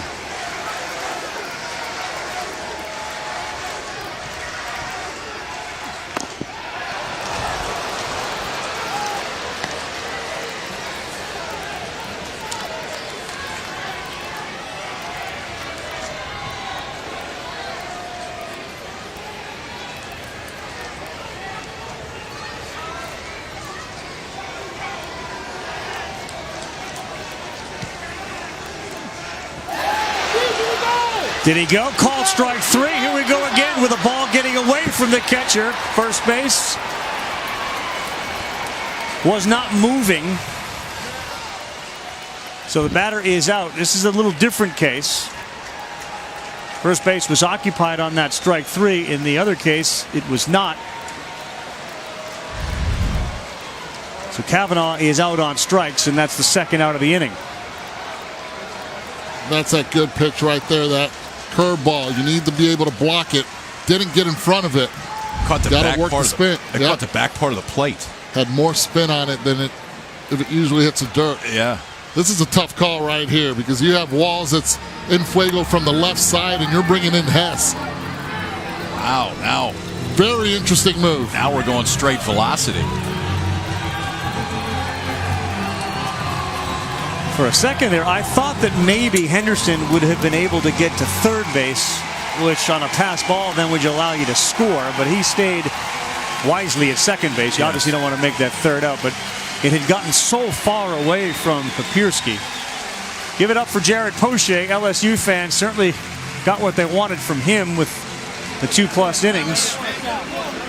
So he and Lang are going to now watch as the fireballer comes on to try to seal the deal, and as Eduardo said, he's got to deal with Walls, and if he pitches around him, then Busby, who's been red hot. And to me, it's an interesting move because Walls is just a better hitter from the left side than from the right side. But he's already seen Poche once, and maybe that's what Coach Manero was thinking about. Yeah, I think that's part of it. It's interesting, too, because Hunter Newman's been your closer. Right. But the freshman Zach Hess towards, call it the back half of the season, has turned into a really reliable guy. And it's very different stuff. Hess can show you 96, 97 sometimes. Newman, not as much swing and miss. Can it play in Omaha? That's the big question. Well, we'll see. I mean, I think the velocity will. Whether or not it's in the zone is the biggest question. Well, why do you ask that? Why wouldn't it play? Well, because of location, nerves. You have a full stadium here at the College World Series right now. This is a different environment, and you're facing one of the best hitters in the country when it comes to being able to put the ball in play and knowing the strike zone really well. This feels so much like what we see now at the major league level. When you get major league managers in World Series or postseason, you tend to do things differently with the way you use your bullpen. Starters come in to close games. New arms that you haven't seen get used in unique positions. This might be one of those. Well, and I would tell you, it went along with what Paul Maneri said earlier today, to where if we get to the 8th with the lead, it's going to be Hess and Newman. If we don't get to the 8th with the lead, Poche's going to be in the baseball game. Poche comes in the 7th, keeps it to this spot. Now the freshman right-hander, Zach Hess, comes on to get the final out. He's probably in the starting rotation next year. But because of how well Lang, Poche, and the freshman Eric Walker have thrown, they move Hess instead of the Tuesday night starter into the bullpen. And since then, the stuff has taken a tick up. 16 2/3 innings his last 11 times out, a 1.08 ERA, 27 strikeouts in the 16 2/3, and he has 3 wins. The fastball is real, and it can get as high as 97 miles an hour. All right, so Eddie, let's take it from the other side and beat Taylor Walls. The walk, the double, the walk. He's been on base 3 times. He had set a Florida State record, 14 consecutive plate appearances getting on. Game change. You got a flamethrower out there. And these are the two guys. Actually, there's two guys in the lineup that I would want up in this situation if I'm Mike Martin. And one of them is coming up to hit, especially how hot has he been in the Super Regionals and then now in the College World Series, getting on, scoring 3 times already, has an idea at the plate. The other guy is sitting behind him, Busby, looking good also. It's going to be interesting to see how he approaches him with that heat. 4 1/3 inning, 2 hits, a run, a walk, 8 strikeouts in the NCAA tournament for Zach Hess. Decent speed out there at second base in Henderson.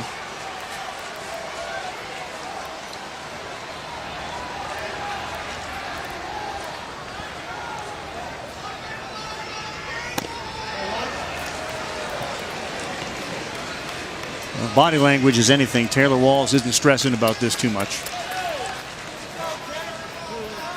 Look at the on-base percentage, 426. With an average of 276, outfield playing normal, right field playing deep.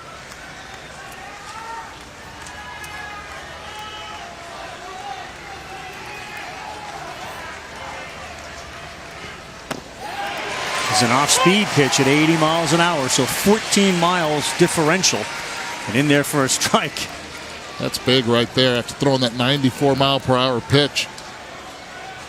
Going away, being able to throw the breaking pitch for a strike. Those are the two key right there for Hess. Fastball into the mid-90s and a slider. He's been primarily a 2-pitch guy since moving to the bullpen.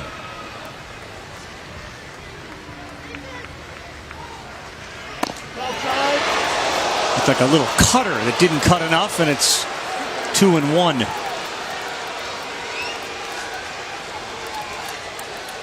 Just imagine this is only their first game at the College World Series, and how intense it's been tonight for these two teams.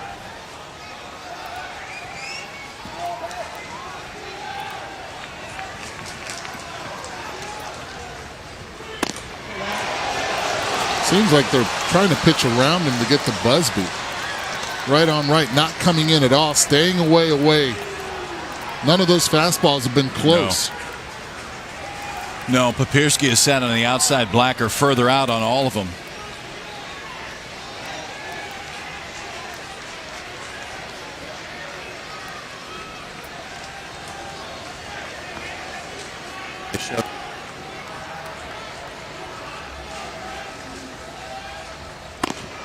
Yeah, it looked like it. So a ball 4. The crowd here at the stadium perhaps didn't have the right angle on it, but let's now look ahead to Dylan Busby by looking back at what he's done. Took Lang straight away central over 415 feet for a home run. Then in the 3rd inning he came up, delivered a single, delivered his 3rd RBI, stole a base later, and he also hit into a 5-3-5 double play. There have been some bizarre plays in this game. And most importantly, in the regionals, they were 1 strike away from being eliminated. And Dylan Busby came up and hit a big triple to give Florida State the lead. If it wasn't for that triple, they wouldn't be here right now.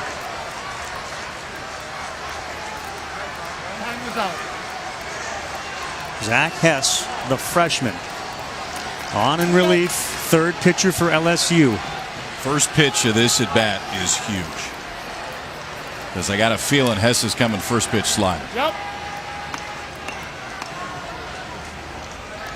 Right back to work. Here we go. Play.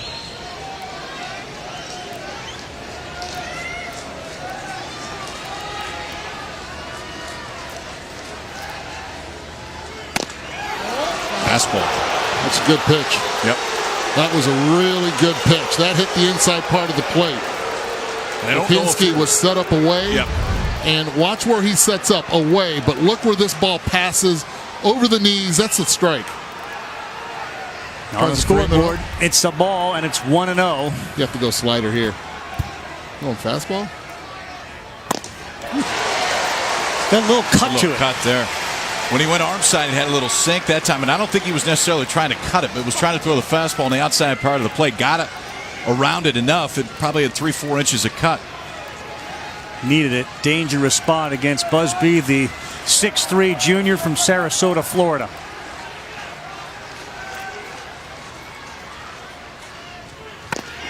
That's a great slider, and he's ahead 1-2 and a strike away. Same exact position they were in the regionals. 1 strike away with Dylan Busby at the plate.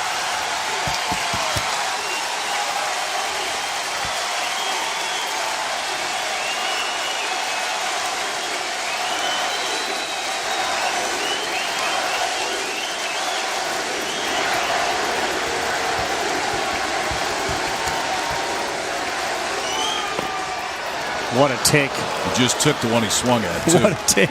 That one might have had a little bit more depth and missed a little bit further down, but he tracked it all the way into the glove of Papierski. I still think you throw it again.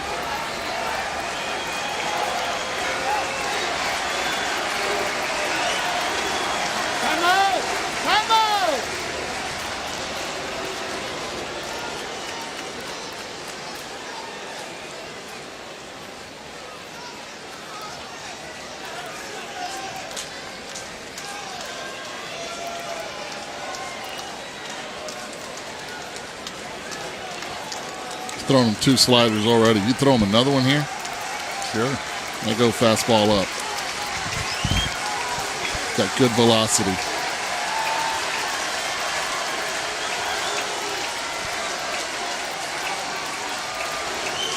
Oh, he got him. He caught him looking. And what a job by the freshman Zach Hess. He freezes Busby, and LSU comes back in big fashion and wins the opener 5-4 over Florida State. And you have to be impressed with the slider of this young man on the mound, the heartbeat of being able to pitch around walls and go after Busby. Think about the role reversal in this one now. Jared Poche is now tied with Scott Schultz as the all-time winningest pitcher in the history of LSU baseball. He comes in relief. And Zach Hass, the freshman, who they had looked at as potentially being in the starting rotation at some point this year, comes out of the bullpen and gets the biggest out in his LSU career. He only needed 1 out. That out gives LSU the win in the opener. Terrific job by the 3 pitchers as we take a look at tonight's Capital One player of the game. And it's Cole Freeman who delivers with his great speed tonight. 2 runs, a stolen base.